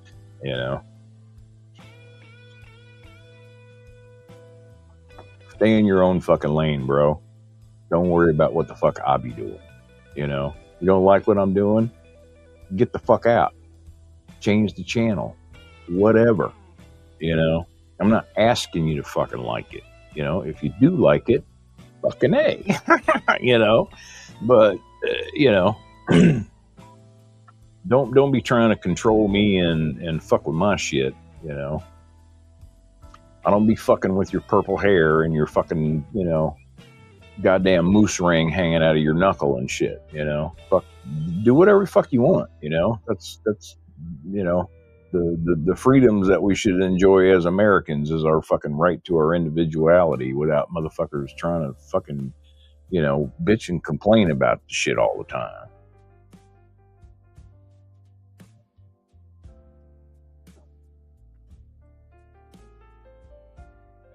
Oh, no shit. That'd be cool. I may have to look that up. I bet they got that online. That'd be interesting to see. For sure.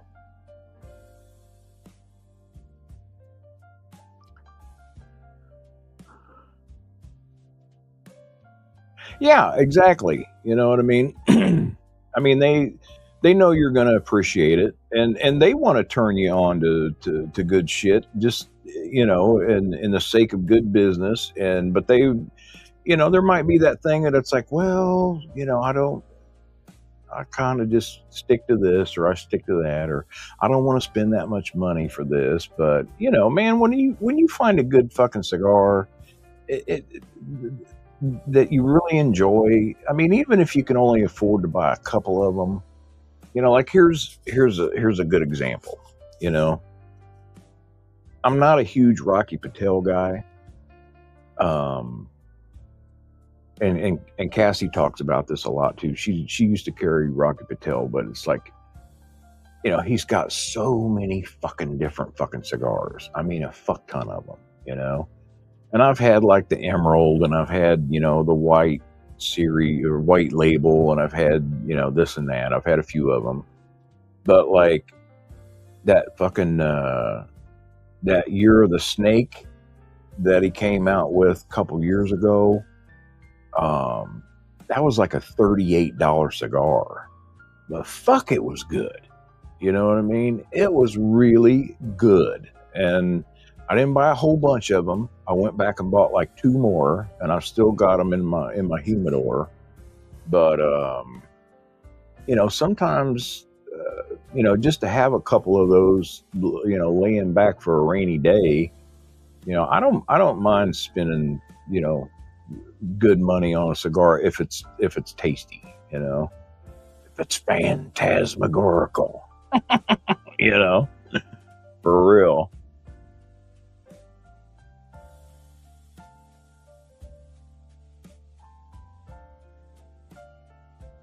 Yeah, why does that have to be so hard?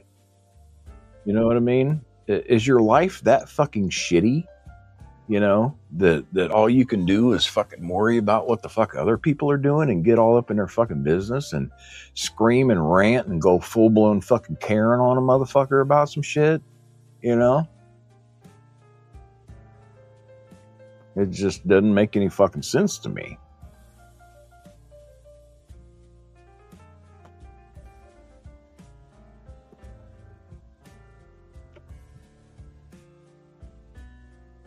Mm-hmm. Yeah, I'm gonna go get me some more of them next week.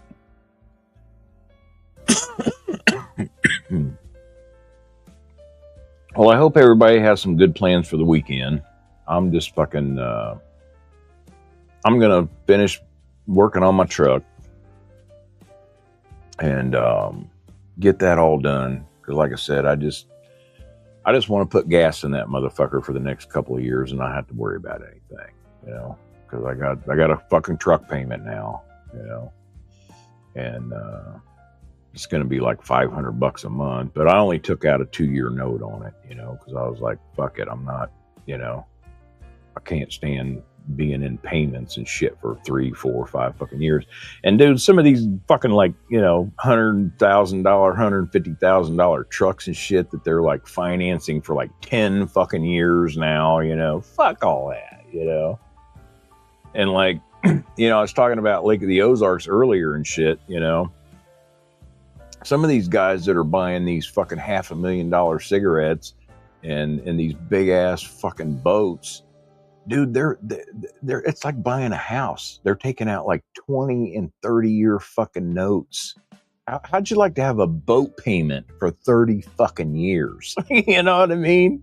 Hell no. You know, there's no fucking way I'm gonna do that shit. Just no way. I can't even think about it. So yeah, a couple fucking years. But I think I'm gonna cook me some barbecue this weekend, man. I've got some fucking really good Duroc pork baby back ribs in the freezer. I think I'm gonna set them out tonight. And I'm gonna fucking smoke me some baby backs this weekend. It's gonna be a nice weekend. Gonna be like in the 70s and no rain. Not supposed to be real windy or anything either. So I think I'm gonna fucking cook me up some of that. Some of my fucking Babylon beans. I call them Babylon beans because they're sinfully good. You know?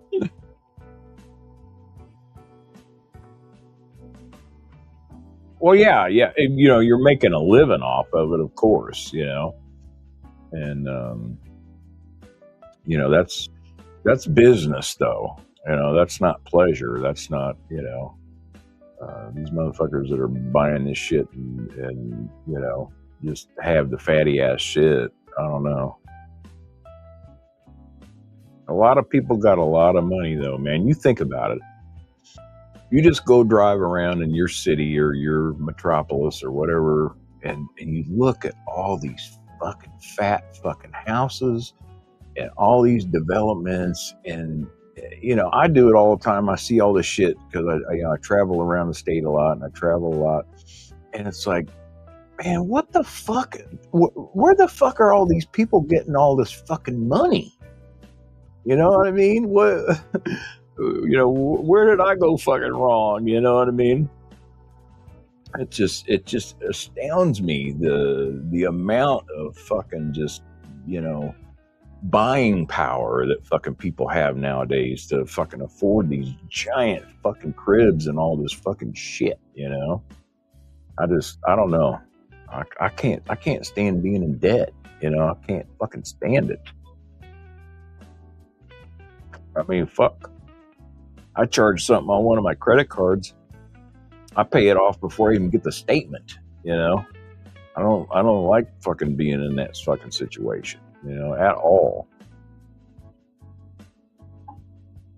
But sometimes you got to do what you got to do, especially when it comes to transportation. You know what I mean? You got to get fucking back and forth to work, you know. You got to be able to go to the fucking humidors and buy some cigars. I mean, you know, that's transpo for my babies, you know.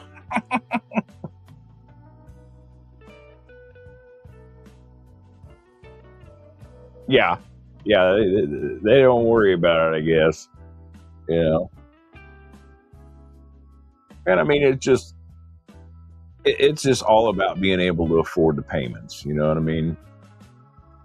It's pretty. You know, the bank owns every fucking thing. You know, it's just you're just making fucking payments on it and shit. It's like, dude, as Americans, do we ever really own anything? No. You know, and you know, a lot of times you know you're trading up or you're fucking selling shit or you do. You know what I mean? It's just like it just. And nowadays it's like you almost have to have a car payment to have a reliable vehicle. You know what I mean? Very rarely can you go out and pay cash for something that's going to last you for 10 fucking years or more, you know?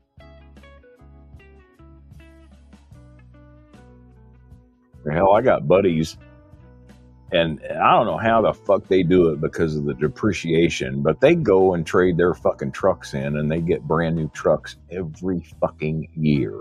They always have to have a brand new truck. And I'm like, dude, how can you fucking afford to just piss away money like that, man?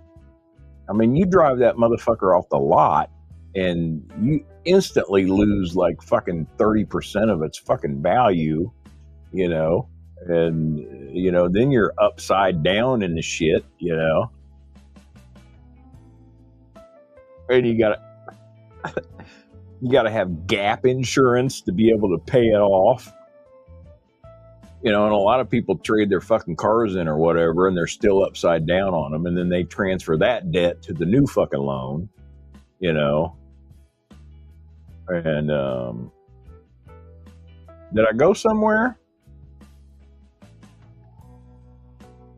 Hang on, I'm gonna.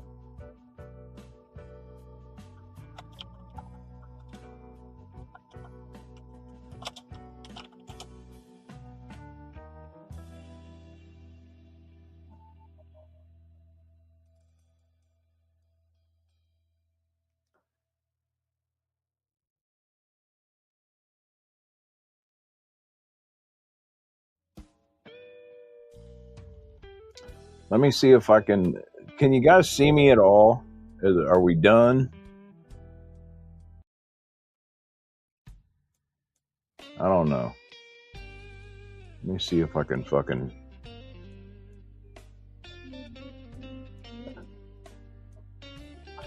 Oh, wow.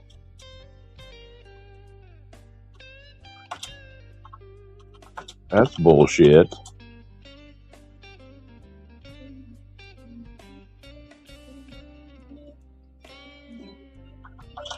Well,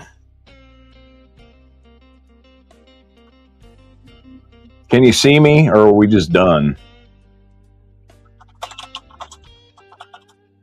Okay. So you can still see me then? Wow, that's... So it popped up with policy violations? What did it say?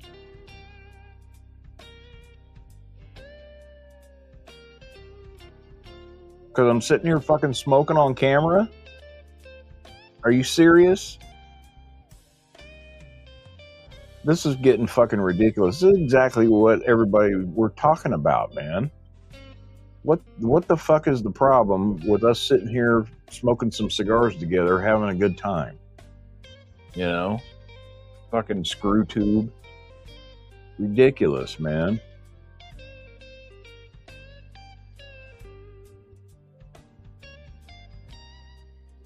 Yeah. So I don't know.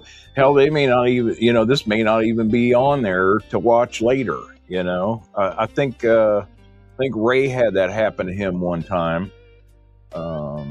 They pulled a couple of his live streams down for some shit like that. And I don't know. The fucking machine needs to chill the fuck out, you know? Because it's not humans that's making that decision. It's a fucking machine, you know? That doesn't have any compassion or sympathy or empathy, you know, for people doing what the fuck they want to do, you know?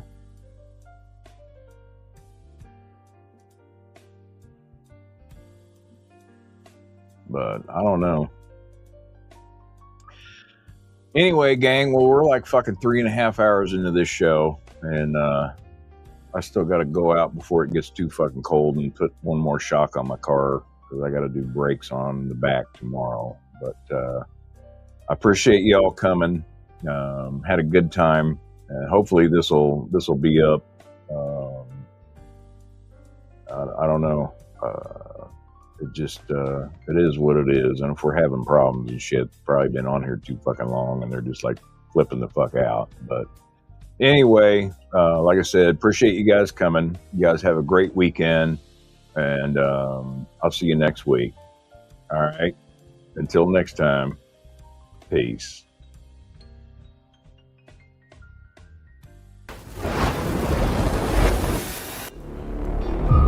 Thanks for watching the Old Fogies Stogies.